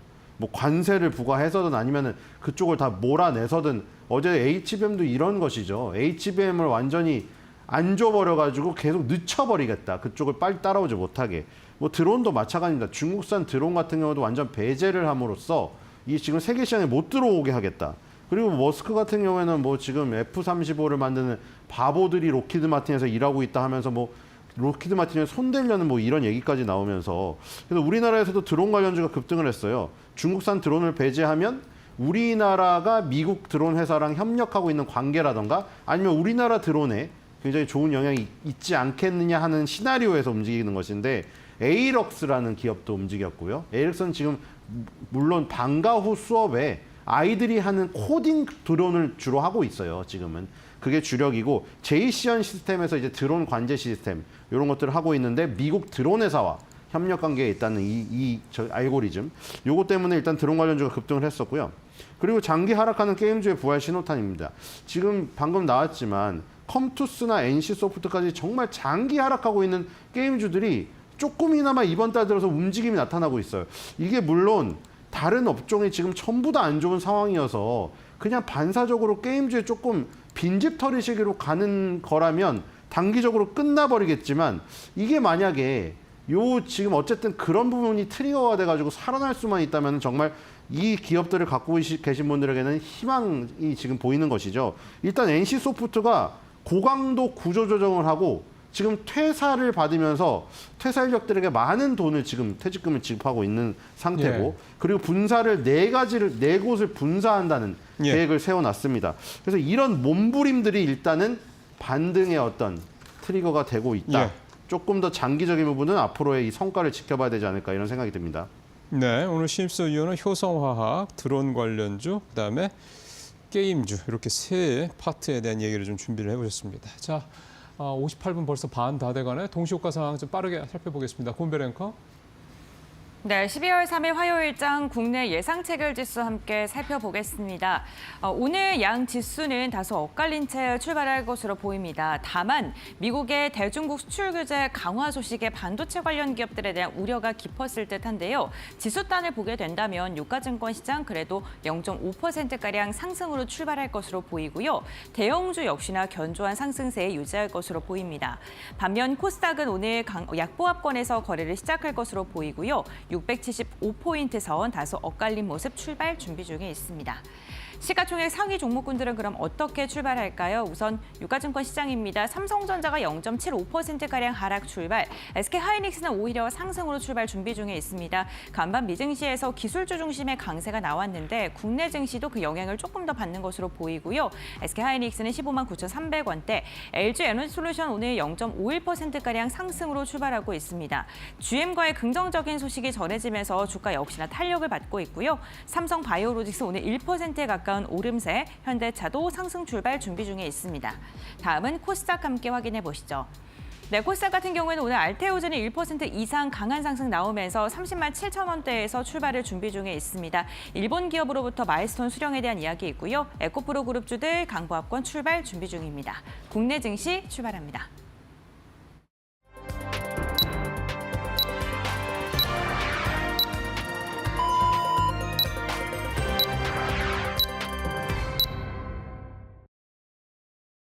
네, 12월 3일 월요일 우리 시장 시작이 됐습니다. 지금 앞서 이제 동시효과 상황만 놓고 봤을 때는 일단 코스피는 플러스권, 코스닥은 하락권 이렇게 약보합권 이렇게 좀 출발 예상이 좀 되고 있는데요.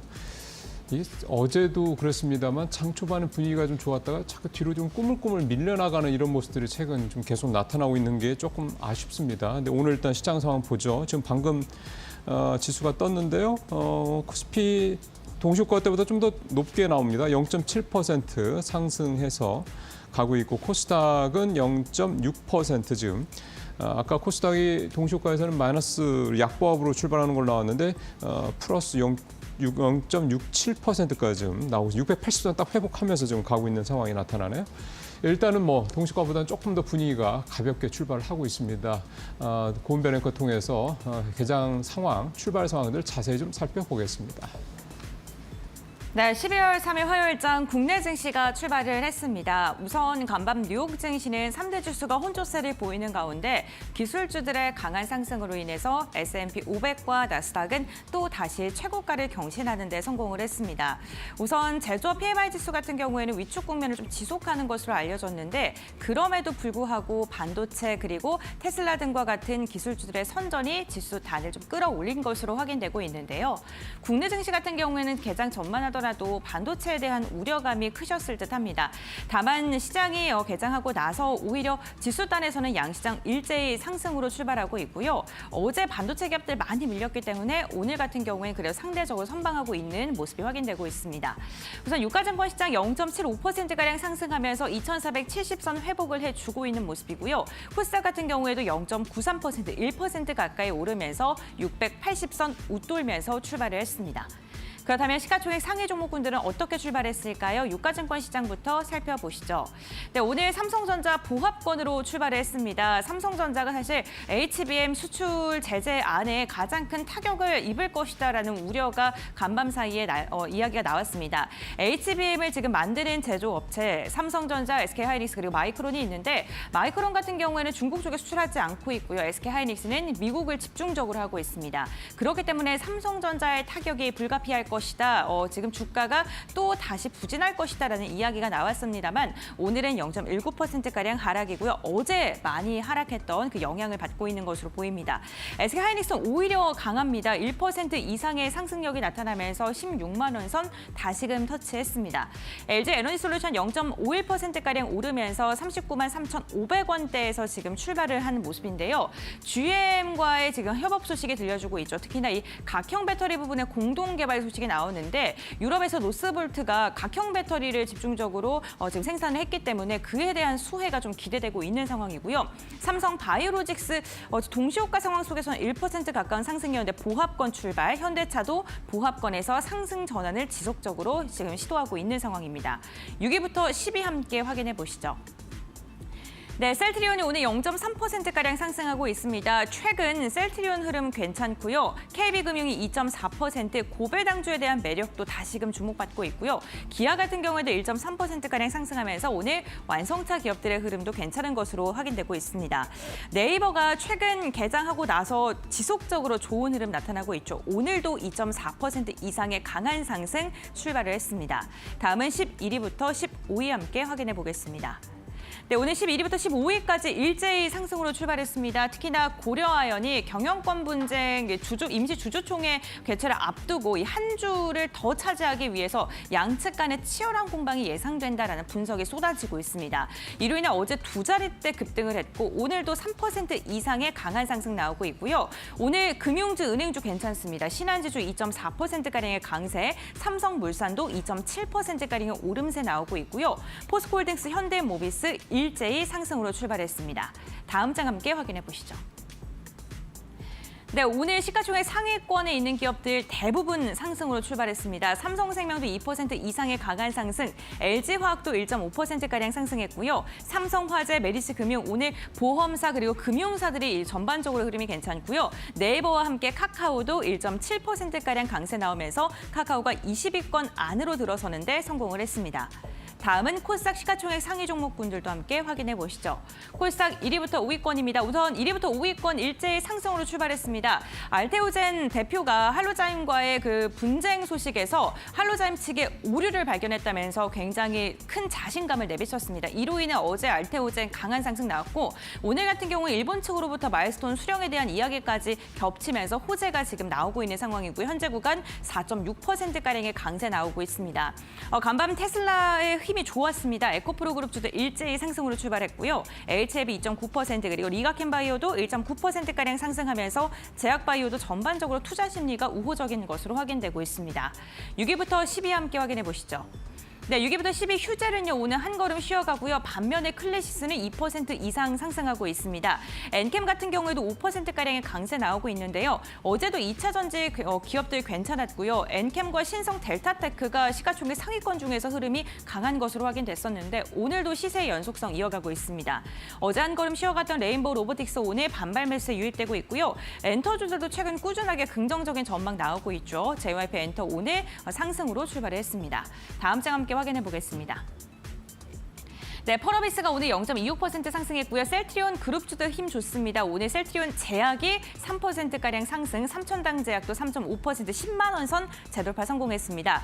오늘 반도체 소부장도 괜찮네요. 리노공업이 1.1%가량 상승했고요. 파마리서치가 어제 시총 상위권에서는 그 상승의 흐름이 굉장히 좋았습니다. 7%가량 상승했는데 오늘도 그 시세를 이어가면서 0.7% 상승으로 출발했습니다.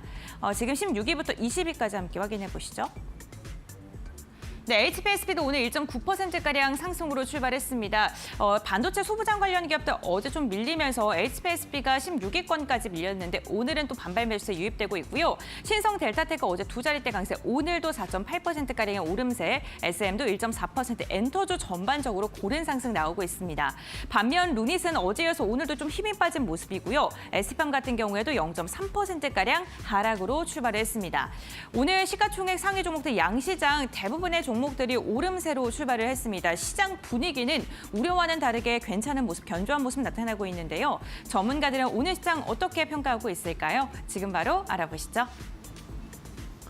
예, 곰베르커 수고하셨고요. 자, 이제 출발 상황에 대해서 두 분 어떻게 보시는지 각각 좀 말씀 좀 들어보죠. 오 팀장님은 어떻게 보고 계세요? 네, 미증시에서는 이제 반도체주가 전체적으로 상승 마감했지만 미국이 대중반도체 규제 HBM도 뭐 포함시킨다라고 하면서 삼성전자 많이 우려하셨을 것 같은데 오전의 흐름을 보면은 어쨌든 소폭이지만 반등 시도를 하고 있습니다. 그래서 이 부분이 예전부터 우려감이 있었던 것이기 때문에 기존에 선반영됐다라고 볼 수 있을 것 같고 한국산 HBM을 포함시킨 다는 이슈가 어제 그 삼성전자의 시간 외 거래 중에 나왔어요. 근데 삼성전자가 보합권에서 마감을 했거든요. 그래서 그것만 봐도 어쨌든 우려감은 상당 부분 반영이 됐다. 그래서 5만 원 초반대에서의 하방 경직성은 상당히 클 것이다. 보유하고 계신 분들은 지금 매도는 실익이 없죠. 계속해서 보유하시면서 반등을 기다리셔야 된다라고 보고요. 일단 외국인이 이제 오랜만에 거래소 코스닥 모두 양시장에서 이제 매수입니다. 그래서 아직은 초반이기 때문에 수급이 지켜지는지 여부를 보셔야 될 것 같고 이게 오후장 내내 순매수가 지켜진다라고 한다면 그래도 조심스럽게 수급 전환에 대한 기대감도 일부 가져갈 수 있지 않을까 싶고요. 최근에 국내 시장에서 이제 상법이라든지 뭐 자본시장법 개정에 대한 얘기들이 좀 나오고 있습니다. 그래서 국내 증시의 디스카운트를 해소하기 위한 구조적인 개선 노력들이 꾸준히 나올 것으로 보이고요. 이런 부분들이 강력하게 시행이 된다면 국내 증시 반등에 좀 도움을 줄 수 있다라고 보기 때문에 어떤 이제 제도적인 개선 방안이 나오는지 이 부분도 주목해 보시면 좋을 것 같습니다. 업종 흐름 보겠습니다. 오늘은 뭐 반발 매수가 들어오는 장이다 이렇게 보시면 되기 때문에 대부분의 업종 강세인데 그중에서도 증권, 금융주 가장 강세입니다. 앞서 말씀드렸듯이 연말 배당 매력이 가장 큰 섹터 중에 하나가 금융주거든요. 최근에 좀 눌림이 있었기 때문에 재매수가 들어올 가능성이 있다라고 보고요. 철강주가 오랜만에 강세입니다. 그래서 고려아연은 뭐 경영권 분쟁 이슈 때문에 움직인다라고 볼 수 있는데 뭐 세아베스틸 지주라든지 뭐 조일 알미늄을 비롯해서 현대제철까지요. 철강과 이제 알루미늄 관련된 업체들도 저가 매수 들어오고 있고요. 화학주도 이제 수급 들어오는 모습입니다. 효성화학이 급등하면서 전체 지수를 이끌고 있지만 화장품주까지 저가 매수가 들어오면서 화학주가 플러스 보이는 모습이고 역시 낙폭 컸었던 유통주도 이제 반등합니다. 낙폭과대 섹터들이 대부분 저가 매수가 들어오는 장이다. 이렇게 보시면 될 것 같고요. 반면에 이제 쉬어가는 업종은 유틸리티입니다. 유틸리티가 살짝 이제 하락 출발했는데 물론 한국가스공사가 어제 대한고래 프로젝트 예산 삭감 소식 소식에 좀 급락했는데 이제 대왕고래 프로젝트는 방향성 자체는 계속해서 이제 진행될 방향이라고 본다면 저가 매수가 유입될 가능성은 있다라고 보거든요. 그래서 한국가스공사 같은 경우에도 재반등을 시도할 가능성이 높다라고 보니까 뭐 보유하고 계신 분들은 계속해서 홀딩 전략 가져가시면 좋지 않을까 말씀드리겠습니다. 자, 오 팀장님 말씀 들었고 이번에 신 위원님 시장 어떻게 보시는지 좀 궁금합니다. 네, 어저께 그 장 초반에 갭 상승을 살짝 했을 때 제가 그 외국인 수급이 지금 계속해서 나쁘고 빠른 속도로 매도를 치고 있어서 찜찜하다고 말씀드렸는데 아니나 다를까 나가자마자 계속 하락하기 시작하더니 결국 종가는 마이너스로 끝나더라고요. 그래서 지금 오늘 같은 경우에는 어제랑은 좀 반응이 지금 다르죠. 지금 외국인이 매수를 들어오고 있습니다. 지금 750억이니까 곧 1000억이 벌써 달성이 되겠네요. 10시 전에. 자, 개인 투자자들이 요즘에 그나마 지금 안 달려들고 있다는 게 하나 희망이에요. 이게 지금 외국인이 파는 거를 물량을 다 받아가지고 개인의 매수가 터져버리면은 정말 안 좋거든요. 근데 지금 최근에 한 보름 정도, 보름 거래일 동안 개인이 확 달려든 적은 11월 29일 정도밖에 없어요. 이때 5,880억을 샀거든요. 근데 그 나머지는 외국인이 많이 판 날도 예를 들어 11월 27일, 28일 날 외국인이 3,300억과 4,900억을 팔아치웠는데 이걸 개인이 안 받았어요. 이걸 다 기관이 금융투자가 받았거든요. 그게 그나마 다행이었죠. 이게 연속적으로 외국인이 파는 물량을 전부 개인이 먹었으면은 추세적으로 상당히 안 좋았는데 그 부분이 괜찮았었고 오늘은 외국인이 매수를 하고 있는 지금 상황입니다. 그래서 지금 오늘은 좀 상황이 틀리죠. 지금 이 추세가 10시 이후까지 계속 이어지게 되면은 오늘은 그래도 갭 상승한 부분을 조금 유지할 수 있으리라는 희망이 있습니다. 다만 지금 원달러 환율이 아직도 지금 불안하게 살아있거든요. 지금 차트가 정말 좋아요. 원달러 환율이. 이 차트가 좋다는 건 코스피 차트는 안 좋다는 거거든요. 원달러 환율 차트랑 코스피 지수 차트는 데칼코마니라 반대로 움직이거든요. 지금 이게 1,407원을 지금 돌파하고 있는데 이게 지금 1,407원에서 1,410원을 돌파하게 되면 이제 위가 완전 열려요. 그래서 지금 2022년 10월 달에 1,446.30 이거밖에 없거든요. 전고점이. 절로 가는 트리거, 방아쇠는 결국에는 외국인의 매도가 될 것이고 오늘 일단 브레이크가 잡혔어요. 지금 외국인이 매수를 하면서. 근데 이게 다시 한번 매도세로 전환이 돼버리면 이제 또 안 좋은 지금 상황이.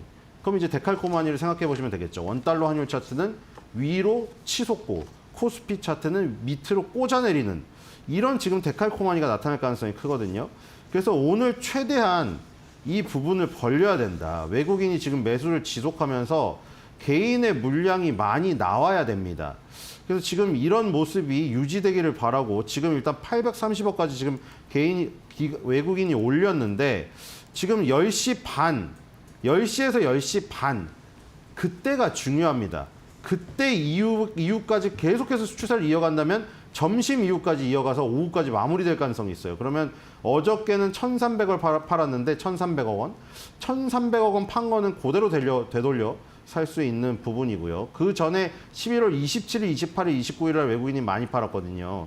이걸 다 합치면은 지금 3,300억, 4,900억, 7,400억이니까 지금 1조가 넘어갔어요. 그래서 이런 부분을 반전시키려면 오늘 일단 스타트를 끊으면 한 3거래일 동안은 반대 방향으로 매수가 쏟아져 나와야 된다. 좀 반드시 그러길 바라고 왜냐면 우리나라 너무 뒤처져 있어서 지금 미국 증시는 막 다 천장을 뚫고 있어요. 그리고 지금 HBM 소식이 우리나라에 긍정적으로 작용하길 바라는데 하필이면 또 일본만 풀어준 격이 있거든요. 그거 치고는 삼성전자, SK하이닉스가 일단 선방을 하고 있습니다. 그러니까 지금 일본만 제외하고 한국을 막아버렸더라고요. 지금.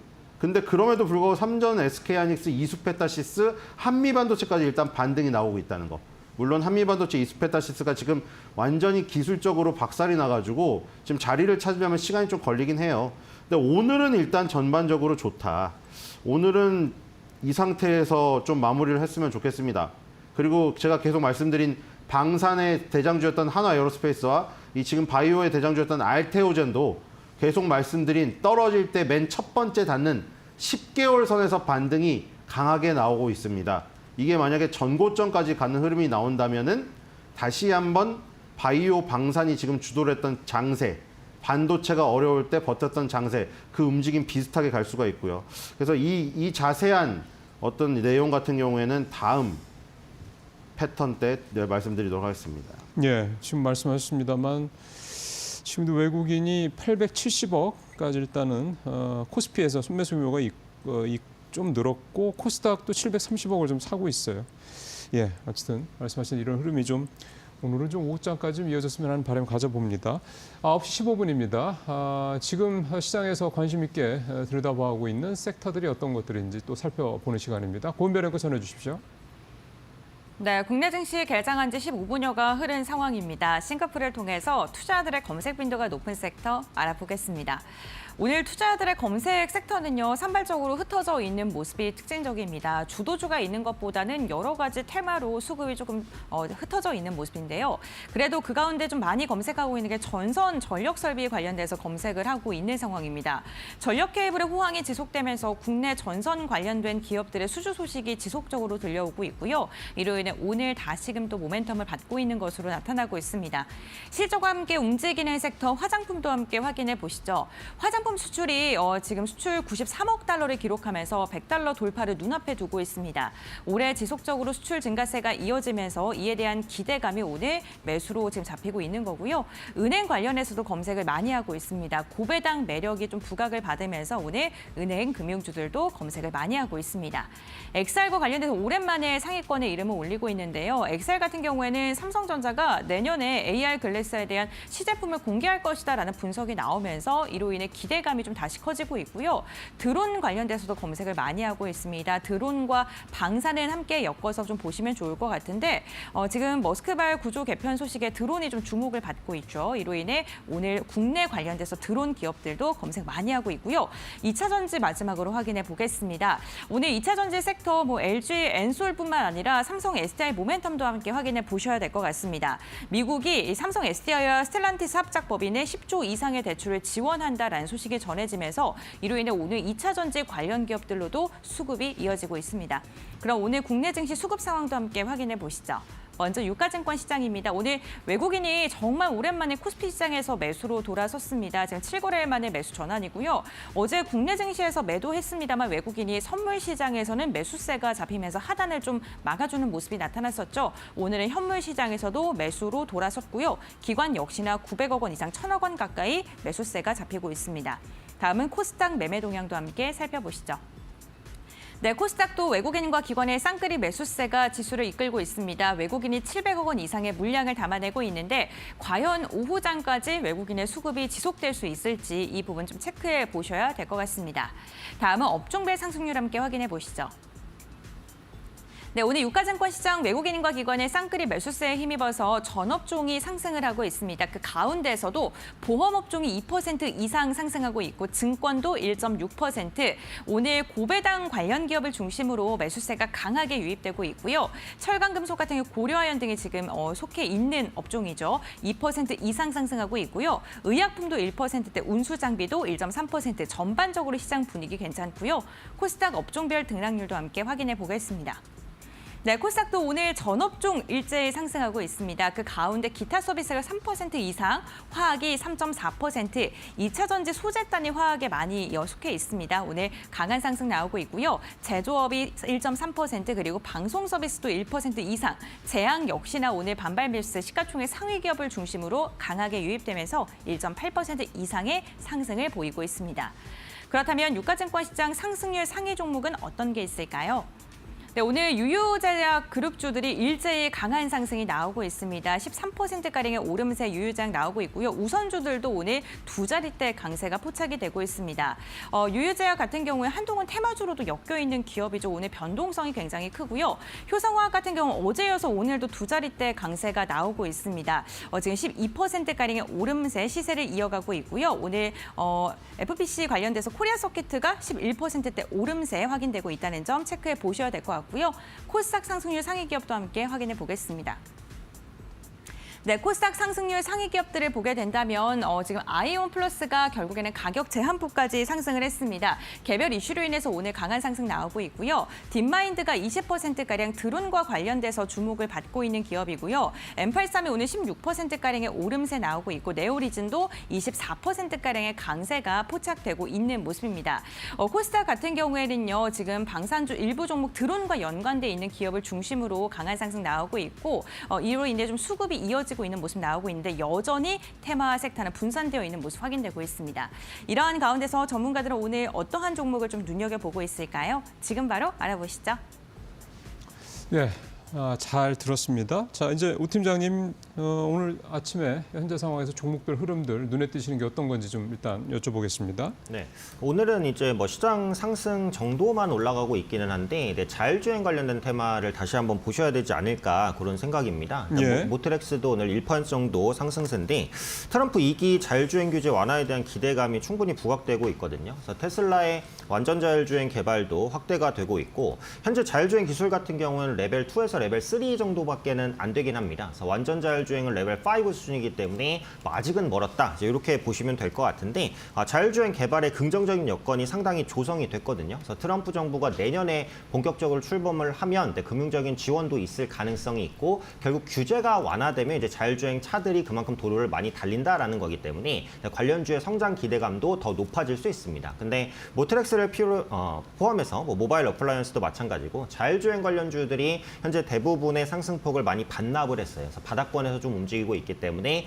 언제든지 이제 머스크발 재반등이 나타날 수 있다는 부분을 염두하시고 또 신규 진입도 고려해 보시면 좋지 않을까 이렇게 판단됩니다. 다음으로 셀트리온 한번 보겠습니다. 오늘 제약바이오주의 대장이라고 볼 수 있는 알테오젠이 다시 반등을 하면서 제약바이오주를 전체적으로 끌어올리고 있는데 셀트리온에 대한 평가가 최근 긍정적으로 바뀌고 있거든요. 그래서 바이오시밀러 부분의 성장이 계속되고 있고 CRDMO 시장 진출에 대한 기대감이 있습니다. 이게 CDMO의 임상시험 수탁을 포괄하는 개념이라고 볼 수 있는데 서정진 회장이 직접 밝혔죠. 그래서 자회사 설립 그리고 1.5조 규모의 투자 계획까지도 발표를 했습니다. 그리고 셀트리온 같은 경우에는 제약바이오주 중에서 가장 많은 이제 자사주 매입을 좀 하고 있고요. R&D도 비용을 좀 많이 쓰고 있습니다. 그래서 이런 부분들이 미래 수익으로 리턴이 될 수 있는 가능성들 열려 있다라고 보기 때문에 지루했던 박스권을 돌파할 수 있는 가능성도 좀 열려 있다라고 보고 있습니다. 셀트리온도 눌릴 때마다 꾸준하게 보시면 좋을 것 같고요. 끝으로 이슈가 있었던 종목 이수페타시스 보겠습니다. 지금 8% 정도 상승세인데 PCB 업체죠. 11월 달에 5,500억 규모의 대규모 유중 발표로 주가가 급락했어요. 근데 유중 발표가 있을 때 시장이 납득하기 좀 어렵다. 이런 반응이 좀 있었거든요. 그래서 금감원이 유중 정정 신고서 제출 요구를 어제 했습니다. 이렇게 되면 유중 무산도 좀 가능하다라고 보고 있는데 이게 시사하는 바는 이제 앞으로 기업들의 무분별한 유중을 좀 막겠다, 감시하겠다 이런 의미가 있는 것 같아요. 이런 부분도 그동안 코리아 디스카운트 중에 좀 하나였던 요인인데 금감원이 유중에 대한 감시를 좀 강화한다라고 한다면 무분별한 유중 리스크가 완화되고 이건 역시 결국 지수에는 도움이 되는 이슈라고 생각을 합니다. 그래서 이런 부분들이 한국의 구조적인 개선이 진행되는 과정이라고 보니까 이런 부분에 대한 모멘텀도 체크해 보시면 좋을 것 같습니다. 예, FSD, 완전자율주행, 그다음에 셀트리온, 이수페타시스까지. 예, 이수페타시스는 역시 이제 유상증자 때문에 이게 좀 주가의 발목을 잡았던 건데 이 펀더멘털과 관계없이요. 이게 사실상 이제 어렵지 않겠냐라는 얘기가 나오는 게 오늘 유독 좀 주가가 많이 오르고 있는 이유로 좀 볼 수가 있겠군요. 자, 이번에는 신 의원님 종목별 흐름 좀 들어보겠습니다. 네, 최소한 50포인트 이상은 올라야 되는데 아쉽네요. 벌써 힘이 빠졌네요. 자, 이렇게 되면은 결국 그 외국인 매수세가 지속적으로 늘어나면서 50포인트 이상 급등하는 날이 한 3일 이어져야 지금 우리나라는 추세를 돌릴 수가 있거든요. 그렇지 않으면은 다시 쌍봉으로 무너지면서 저점 테스트를 갈 우려가 있습니다. 이런 상황 속에서 이제 반등을 하고 있죠. 예전의 종목들이요. 방산, 금융, 바이오, 조선, 방금바조 이어오다가 가장 비중이 낮은 조선으로 지금 옮겨 타서 저희는 포트폴리오 변경을 했잖아요. 제가 권해드린 것은. 지금 다시 금융주는 아직도 가고 있고요. 메리츠 금융지주, JB금융지주는 아직도 꺾이지 않았고요. 방산과 바이오, 방산에서 지금 한화에어로스페이스, 그리고 바이오에서 알테오젠, 거의 최고점에서 거의 그쵸. 그 정도면은 거의 최고점을 잡은 겁니다. 거기서 매도 의견을 드렸죠. 근데 그리고 나서 무슨 얘기를 드렸죠? 2번을 또 먹을 수 있다고 했잖아요. 내려올 때 연예인도 마찬가지고 모든 삶이 마찬가지죠. 내가 어떤 정점을 찍고 내려올 때 한 2번 정도의 반등의 기회는 있어요. 인생도. 너 워낙에 업적을 높이 쌓으면은 떨어질 때도 바로 날개 없이 추락하진 않거든요. 여기서도 똑같아요. 주가도. 그게 어떤 기준선이 있는 건데 월봉에서 10개월과 20개월 선에 맞아서 걸려서 튑니다. 지금 알테오젠, 그다음에 한화 에어로스페이스 얘네가 각각의 대장이었죠. 방산과 바이오에. 정확히 10개월 선입니다. 지금. 거기서 강하게 반등하고 있는 것이고요. 그 강한 반등이 아까 말한 대로 코스피에 맞물려서 코스피가 지금 뭐 급등하는 현상이 아까 전에 말했던 그 전제 조건들이 있죠. 외국인 매수한 게 50포인트 이상 막 3일 연속 급등해서 되돌리는 현상이 있으면은 전고점까지 튀는데 만약 그렇지 않으면 10개월 선에서 강한 반등이 일어나고 그 최고점을 못 넘고 무너지게 됩니다. 그럼 그 다음에 20개월 선에서 기다리면 되죠. 그런 것들이 다 이미 반도체 2차 전지에서 다 보시던 것이었어요. 그게 한미반도체와 에코프로비엠이라는 반도체와 2차 전지의 대장주에서 똑같이 나타난 현상이었고요. 그거는 앞으로도 영원히 또 항상 나타납니다. 대장주들이 떨어질 때요. 그러니까 한화에어로스페이스 알테오젠 그때 10개월 선에서 공략해서 단기적으로 20% 오르는 거 그때 보여드렸죠. 그래서 한화에어로스페이스 뭐라고 했어요? 떨어질 때 똑같이 하라고 말씀드렸잖아요. 지금 1, 2등주, 1, 2, 3등주 다 똑같습니다. 지금 한화에어로스페이스, LIG 넥슨, 현대로템 이렇게 1, 2, 3등주였죠. 전부 다 10개월 선이에요. 근데 1등주인 한화에어로스페이스는 10개월 선에서 약간 뜬 지점에서 뜨고 있죠. 1등주니까 그런 것이고요. 알테오젠, 리가켄바이오, 펩트론 ABL 바이오 1, 2, 3, 4위였죠. 지금 보세요. 그것도 다 똑같아요. 알테오젠부터 리가켄바이오부터 펩트론 ABL 바이오까지 전부 10개월 선이고 4등주는 10개월 선 조금 깨서 ABL 바이오는 밑에서 오르고 있습니다. 그러니까 맨 처음에 이 지금 아예 놓치신 분은 그렇게 하시라고 했잖아요. 기다리다가 10개월 선에서 기회가 오니 그 단타의 기회마저 너무나 잘 갔던 종목들은 이렇게 10%에서 20% 이상 나요, 수익이. 대신에 그걸 잊지 말아야죠. 아까 전에 계속 말씀드린. 장이 살아나서 완전히 되돌리지 못하면 고점을 돌파하지 못하고 꺾이기 때문에 20% 정도 최대 맥시멈에서 만족을 하시고 지금 중심은 항상 뭐라고 했어요, 지금 이미 옮겨 탔잖아요. 조선으로 꾸렸잖아요, 이미. 시클리컬 업종의 그 초기 단계를 타진하면서 아직도 현대미포랑 성광밴드를 주력으로 지금 공략을 해야 되는 것이죠. 그렇게 보시면 될 것 같고 그다음에 전력 관련주 이거는 지금 계속 잘 가고 있거든요. 네. 바이든하고 트럼프를 가리지 않고 지금 일본 증시에서 히타치라는 종목 보세요. 시가총액 6위짜리. 지금 히타치가 지금 계속해서 신고가를 돌파하고 지금 4,000엔이거든요. 4,000엔 돌파 직전이에요. 지금 히타치가 전력기기에서 11%의 점유율로 압도적인 일이고요. 우리나라 3사를 다 합쳐도 2%가 될까 말까입니다. 그러니까 지금 우리나라 HD 현대일렉트릭, 효성중공업, LS 일렉트릭 하시는 분들은 히타치가 죽지 않으면 끝까지 가시면 되고요. 우리나라에서 1위는 누구죠? HD 현대일렉트릭입니다. 가장 히타치의 주가랑 유사하거든요. 웬만하면 HD 현대일렉트릭 하시고 만약에 LS 일렉트릭 효성중공업을 갖고 계신 분이라면 만약에 HD 현대일렉트릭이나 히타치가 만약에 꺾이거나 조금이라도 내려온다. 그러면은 내 거는 팍 떨어진다고 생각하고 민감하게 대응하실 준비를 하고 계셔야 됩니다. 네, 알겠습니다. 오늘은 뭐 제약바이오 그리고 전력설비 관련해서 좀 집중적으로 말씀을 해주셨고 조선도도 언급을 해주셨습니다.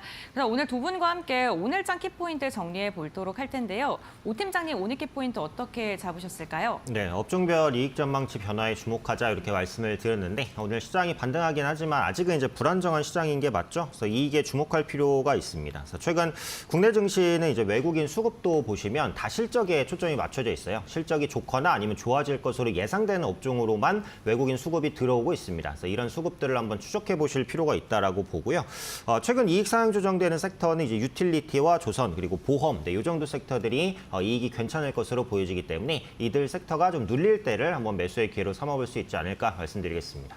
네, 알겠습니다. 시장이 아직은 불안전한 모습이 보이고 있기 때문에 이익 전망치가 좋아지는 기업들 눈여겨보자라고 해주셨고요. 신 의원님께서는 오늘장 키포인트 어떻게 선정하셨을까요? 네, 무리하지 말고 아름다운 2024년 마무의리라고 지었는데 자, 알테오진이나 한화에어로스페이스를 제가 말씀드린 대로 10개월 선에서 제대로 저점을 잡았다고 하시는 분들 너무 신나하지 마시고 지난달 11월 달에 장대 음봉, 피레치 음봉 맞은 거 있죠. 거기에 절반 정도 이상 그 정도 갔을 때 웬만하면 이 정도에서 물러나십시오. 괜히 욕심부리다가 또 수익 난 거를 기뻐하다가 그냥 날려버리는 격이 되니까요. 조심스럽게 마무리를 하시기 바랍니다. 네, 알겠습니다. 두 분 모두 다 좀 보수적인 의견 이야기해 주셨습니다. 오늘 말씀은 여기까지 듣겠습니다. 고맙습니다. 예, 수고하셨습니다.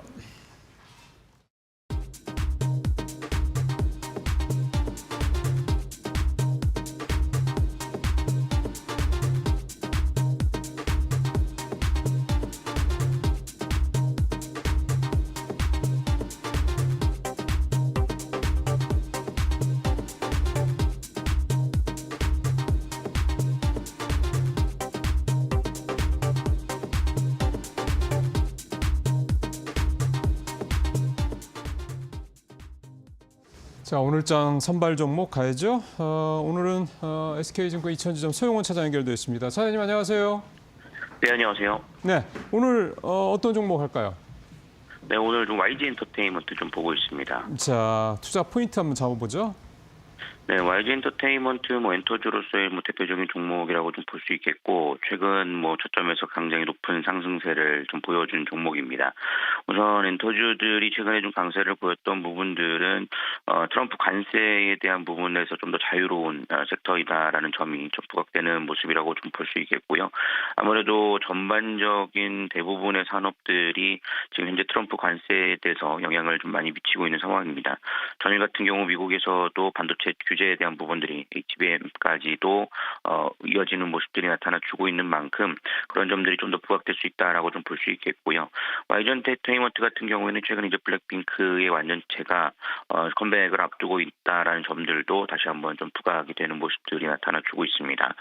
사실 YG 엔터테인먼트가 상당히 좀 어려운 시기를 좀 겪었다가 어느 악재에 대한 부분들이 해소가 되고 이제 라인업에 대한 부분들이 좀 불가동되면서 아티스트에 대한 공백기가 좀 마무리가 되고 있다라는 점들의 평가가 좀 나오고 있다는 점에서 외국인 수급과 더불어 추가적인 상승도 좀 노려볼 수 있지 않을까라고 생각하고 있습니다.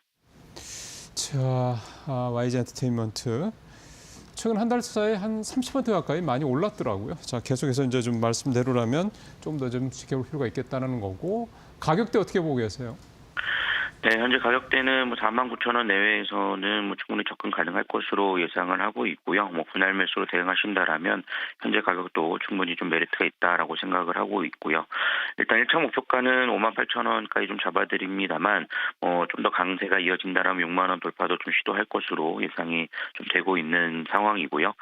손절가는 4만 원 좀 잡아드리도록 하겠습니다. 예, 알겠습니다. 자, 사장님 말씀 잘 들었습니다. 네, 감사합니다. 예, 이상으로 마켓나우 1부 마치고요. 계속해서 이제 앵커의 이코노미 톡으로 이어지겠습니다.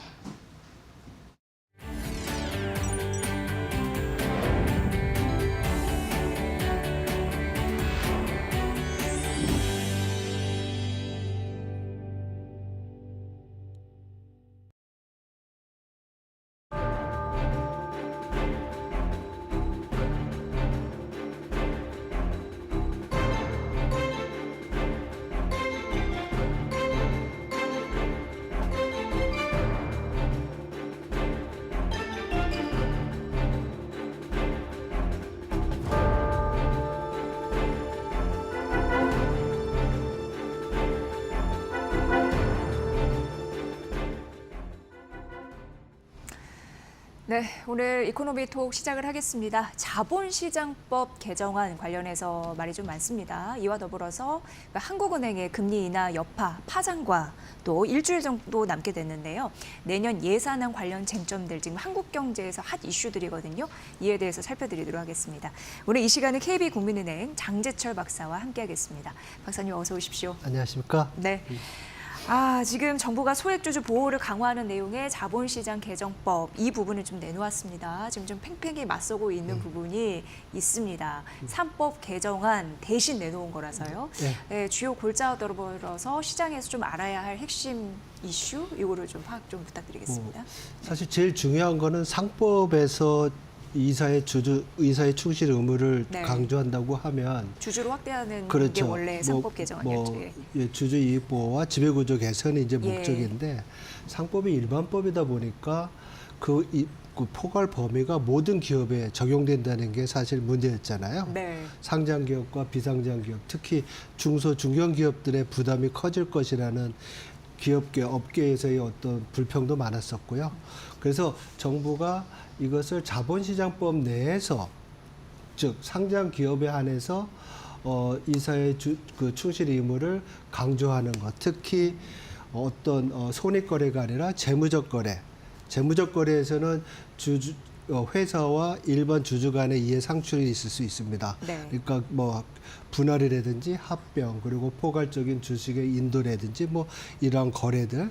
그래서 이러한 것에 한정해 가지고 이사의 어떤 뭐 이런 일이 있었을 때 거래의 목적이라든지 기대 효과 또 뭐 가액 산정액 이런 거에 대해서 이사회가 보고서를 써가지고 주주에게 이익을 보장할 수 있는, 보호할 수 있는 그런 조치를 하자는 것이 가장 큰 특징이라고 볼 수가 있겠죠. 네. 그래서 어떻게 보면 기업 전반의 부담을 좀 줄이고 특히 이사들의 어떤 법적 책임감을 좀 약화시킬 수 있는 부담을 경감시켜 줄 수 있는 조치로 볼 수 있어서 뭐 만족스럽진 못하지만은 그래도 전반적으로 봤을 때 규제가 좀 완화될 수 있다는 테두리가 좀 완화될 수 있다는 범위 내에서는 좀 좋은 것이 아닌가 이렇게 생각합니다. 개인적으로는. 예. 네.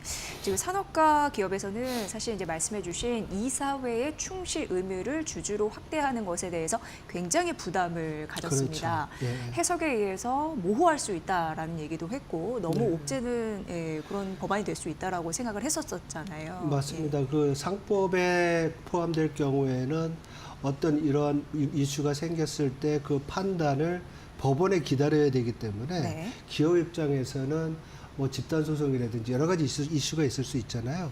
상당히 부담이 되는 그런 요인이 있었기 때문에 이러한 조치가 있지 않나 이렇게 생각을 해봅니다. 네, 그 대안으로 이제 상법 대신 자본시장법을 손보는 것이다라고 보시면 될 것 같고 아마 마켓나우 일부를 통해서 대략적인 이해를 하고 계실 것 같습니다. 뭐 기업의 합병 분할 시 주주의 이익을 보호해야 된다라는 부분도 있고, 그렇죠. 물적 분할 이슈도 있었잖아요. 그렇죠. 그런 부분에서 그 회사를 물적 분할해서 아무래도 자회사를 상장할 때 예전에 그런 부분이 없었는데 공모주의 20%를 그러니까 어떻게 보면은 그 모회사의 주주에게 배당을 해야 된다. 네, 그렇죠. 그런 이슈도 상당히 좀 의미가 있어서 앞으로 좀 그런 지켜봐야 될 것 부분을 같습니다. 이사회에서 되게 이제는 그 어떤 거래 목적이라든지 기대 효과 이런 것들을 다 보고서를 통해 가지고 주주에게 알리는 그런 조치를 명문화한 것이 이번 자본시장법 개정의 가장 큰 특징이라고 할 수가 있겠죠. 네, 주주 권익 보호, 소에게 그 주주라도 뭔가 보호를 해야 된다라는 그 입장은 비슷한데 양측이 그 해결하는 제시책이 좀 달랐기 때문에 갈등이 좀 있었는데요. 이런 부분이 좀 봉합이 잘 될 수 있을지 앞으로도 지켜보셔야 될 것 같고요. 이후에 조금 더 저희가 좀 말씀드리도록 하겠습니다. 자, 이제 본론으로 들어와서 한국은행이 예상 밖으로 깜짝 인하를 했습니다. 지금 현 3%를 유지했는데 근본적으로 어디에 이유가 있다고 박사님은 보셨습니까? 기본적으로 한국은행이 경기에 대한 판단이 이제 좀 똑바로 쓴 거 아닌가 이런 생각을 합니다. 그래서 여태까지는 기준금리의 결정을 주로 금융 안정이라든지 뭐 환율 이런 쪽에다가 맞춰두었다고 하면 이제는 경기에다 초점을 좀 두는 것으로 보이고요. 특히 경제 성장률을 하향 조정했잖아요. 인플레이션율도 하향 조정을 했고 그래서 성장률을 올해와 내년에 각각 0.2%포인트씩 낮춰가지고 2.2%와 내년에 1.9%로 낮췄어요. 그리고 인플레이션도 0.2%포인트씩 다 낮춰가지고 성장과 물가가 다 낮아지는 상황이기 때문에 좀 금리의 기준금리의 인하가 불가피하지 않았었나. 근데 사실 이러한 조치는 지난 뭐라 그럴까요? 그 금통위 이후에 기자회견에서 이 총재가 얘기했던 소위 포워드 가이던스 대다수의 금통위 의원들이 3개월 시기 내에서 금리를 좀 동결할 것이라는 이러한 그 결과와는 다른 그 결과이잖아요. 그래서 이러한 것이 통화 정책의 신뢰성을 좀 훼손하는 그런 결과를 가져왔다고 볼 수가 있습니다. 네. 사실 경제가 어렵다고 하고 살림살이도 팍팍하다고 하고 그러니까 그 정책 관련해서도 여러 가지 그 특단의 조치가 나올 수밖에 없는 그런 상황인데 어찌됐건 한국은행의 금리 인하 이런 부분은 있었고요. 지금 금리 인하 이후에 환율의 방향성도 굉장히 중요한 상황입니다. 원화 약세에 대해서 굉장히 민감하게 반응할 수 있는 부분이 있기 때문인데요. 그러니까 하느니 빠른 그 금리 인하 이런 부분을 가속화하면서 내년에 금리 고점이 조금 더 높아질 가능성이 있다고 하는데 여전히 달러 강세 현상에서 원화 약세 현상이 더 심해지는 건가? 이런 또 생각도 들거든요. 박사님께서 어떻게 보십니까? 예, 사실 이번에 그 금통위 이후에 그 통화 정책 방향에 대한 보도 자료에 보면 네. 향후 금리 인하를 좀 신중히 하겠다 해서 신중기가 빠졌거든요. 신중기가. 신중이라는 게 빠졌다는 얘기는 좀 금리 인하가 좀 빠를 수 있다. 그런 것들이 반영이 돼서 물론 이번 금통위에서 금리를 인한 부분도 있지만은 시장에서는 이러한 것들이 어쩌면 추가적인 금리 인하가 있지 않겠느냐 이런 또 전망도 하고 있는 것 같아요. 그래서 주로 뭐 우리 환율이 결정되는 것이 중앙은행의 금리 차도 있고 또 뭐 국채 금리 간의 금리 차이도 있지만은 만약에 이제 한국은행이 생각보다 금리를 좀 빨리 내린다고 하면 이게 원화 약세 요인이 될 수 있겠구나 해서 환율이 좀 생각보다 달러 원 환율이 높은 수준으로 갈 수 있지 않겠나 이런 우려가 있는 거로 보이는데요. 예. 사실 우리가 이 올해 말까지의 어떤 환율을 본다고 하면 지금 오늘 달러 원 환율이 1,404원, 6원 정도 된 거로 알고 있는데 고가는 6원까지 올라갔네요. 그렇죠. 올라갔지만은 연말에 보통 이제 종가 관리를 연말에 이제 관리를 합니다. 그래서 달러 원 환율이 좀 내려올 수 있는 개연성이 있고요. 그리고 지금 1,400원대지만은 적어도 내년 상반기까지는 1,480원 정도까지는 좀 내려오지 않을까. 왜냐하면 연준도 금리를 같이 내리고 있기 때문에 그렇게 전망해 볼 수 있을 것 같습니다. 근데 박사님 이제 수출 증가세는 둔화되고 있잖아요. 물론 그 안에 면면을 살펴보면 반도체는 또 괜찮은 부분도 있었습니다만 전체적으로는 그랬습니다. 이런 우려가 있다 보니까 환율 상승 압력으로 작용할 것이다라는 이면의 목소리에 대해서 어떻게 보시는지. 이 부분은 좀 생각해 봐야 될 것 같아요. 그거랑 좀 선을 그어서 생각할까요? 왜냐하면 수출이 좀 둔화되고 안 좋다고 하면 무역 수지나 경상 수지가 악화되는 걸 생각을 해야 되는데 지금 보면은 올해 9월까지의 어떤 무역 수지라든지 경상 수지를 보면 작년보다 커졌어요. 수출이 둔화됨에도 불구하고 그 얘기는 작년에 수출이 많이 안 좋았던 것도 있지만 최근에 보면 수입 증가가 좀 많이 수출 증가보다 나빠요. 왜냐하면 수출도 안 되고 내수 경기도 부진하니까 수입의 증가세가 약화돼가지고 그래서 수출 둔화가 환율에 영향을 미치려면은 일단 단기적으로는 무역 수지나 경상 수지가 악화돼야 되는데 사실 그렇지 않습니다. 근데 우리가 무역 수지나 경상 수지만 봐야 될 게 아니라 국제 수지 내에서 금융 계정이라는 게 있어요. 그건 뭐냐면 재화와 서비스의 거래뿐만 아니라 자본의 거래를 보는 거거든요. 우리 내국인들이 해외에 대한 주식 투자, 채권 투자를 많이 하면서 올해 9월까지 밖으로 나간 돈이 680억 달러예요. 근데 경상수지 자체로는 650억 달러죠. 그러니까 우리가 재화 서비스를 팔아서 버는 것보다 더 많은 돈이 나갔죠.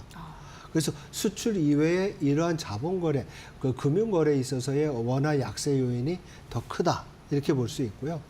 중기적으로 봤을 때는 수출이 둔화가 되면 아무래도 제조업 생산이라든지 고용이 줄을 수가 있는 부분이 있고 이것이 성장률을 낮추니까 우리 펀더멘탈이 약해져서 상대적으로 지금 뭐 미국 예외주의라 해서 미국 굉장히 좋잖아요. 그래서 미국과 비교했을 때 상대적으로 우리나라의 경제의 성장률이 약하다면 또 이것이 또 원화의 달러에 대한 약세 요인이 될 수도 있겠죠. 지금 채권시장 전문가들 얘기를 들어보니까 근데 이제 채권시장 전문가들은 원래 거시경제 금리 이런 부분에 촉각 곤두세우고 보니까 주시장에 참 연관이 많이 되는데요. 의견 보니까 한국은행이 내년 1분기에 추가적으로 금리를 인하할 가능성에 대해서 목소리를 좀 높이더라고요. 이에 대해서는 어떻게 보십니까? 예, 요번에 금통위 결정과 또 뭐 여러 가지 기자회견에서 나온 그런 어떤 것들을 종합해 보면 추가적인 금리 인하는 있을 것 같고요. 내년 2월, 5월 상반기 중에 2번 정도 금리는 인하할 것 같습니다. 그리고 일부에서는 하반기에도 추가적으로 금리 인하가 있을 거라고 생각을 하는데 제 생각에는 내년 상반기 정도 되면은 금리 인하가 좀 종료되지 않을까 이렇게 생각을 합니다. 네네네. 박사님하고 좀 해볼 얘기가 내년도 예산 아닙니다. 이에 대한 잡음이 굉장히 지금 나오고 있는 상황인데 아무래도 이제 우원식 국회의장이 국회 본회의 처리를 한 열흘 정도 밀어놨습니다. 이렇게 10일까지 좀 밀어놨습니다. 이렇게 되면 이제 다음 주인 거죠. 근데 이제 거기서 보면은 예산안이 삭감된 대왕고래 프로젝트 같은 경우에 그렇다 보니까 어제 주시장에서도 좀 타격을 받았고요. 어쨌든 우리 미래 성장이라고 보이는 뭐 반도체나 바이오 이런 부분도 예산이 좀 삭감돼 있는 내용들이 있더라고요. 이거 어떻게 보십니까? 사실 일부에서는 경기 부진을 이유로 추경까지 얘기를 하고 있지 않습니까? 네. 근데 추경은 예산이 이제 확정이 될 경우에 그것이 부족해가지고 다음에 경기가 나쁠 때 만드는 건데 사실 국회에서 예산안을 검토하면서 이러한 경기를 반영했다고 하면 증액을 해서 경기를 좀 부양시킬 수 있는 노력을 해야 되는 거거든요. 오히려 깎아서. 그렇죠. 네. 그래서 오히려 이 깎은 부분이 상당히 내년의 경기를 걱정하는 분들한테는 나쁜 소식으로 들릴 수 있을 것 같습니다. 여기서 뭐 정부도 지적을 했고 일부 전문가들이 얘기를 하지만 예비비 삭감이 약 4조 원이 넘었잖아요. 이 예비비는 다 아시다시피 코로나 위기라든지 아니면 과거 일본과의 통상 마찰이 있었을 때 뭐 소재 관련돼서 이러한 것들이 지급이 되면서 경기를 완충시켜줬던 경기 침체 둔화를 좀 완화했던 이런 부분이 있었습니다. 그래서 이러한 것들은 사실 트럼프 2.0으로 가면서 여러 가지 일이 있을 수 있는데 대응할 정부의 능력을 좀 약화시켰다는 부분도 있고요. 또한 뭐 혁신 클러스터라든지 원전 관련된 또 이런 인프라 관련된 예산도 특히 이제 R&D 또 예산도 줄였잖아요. 네.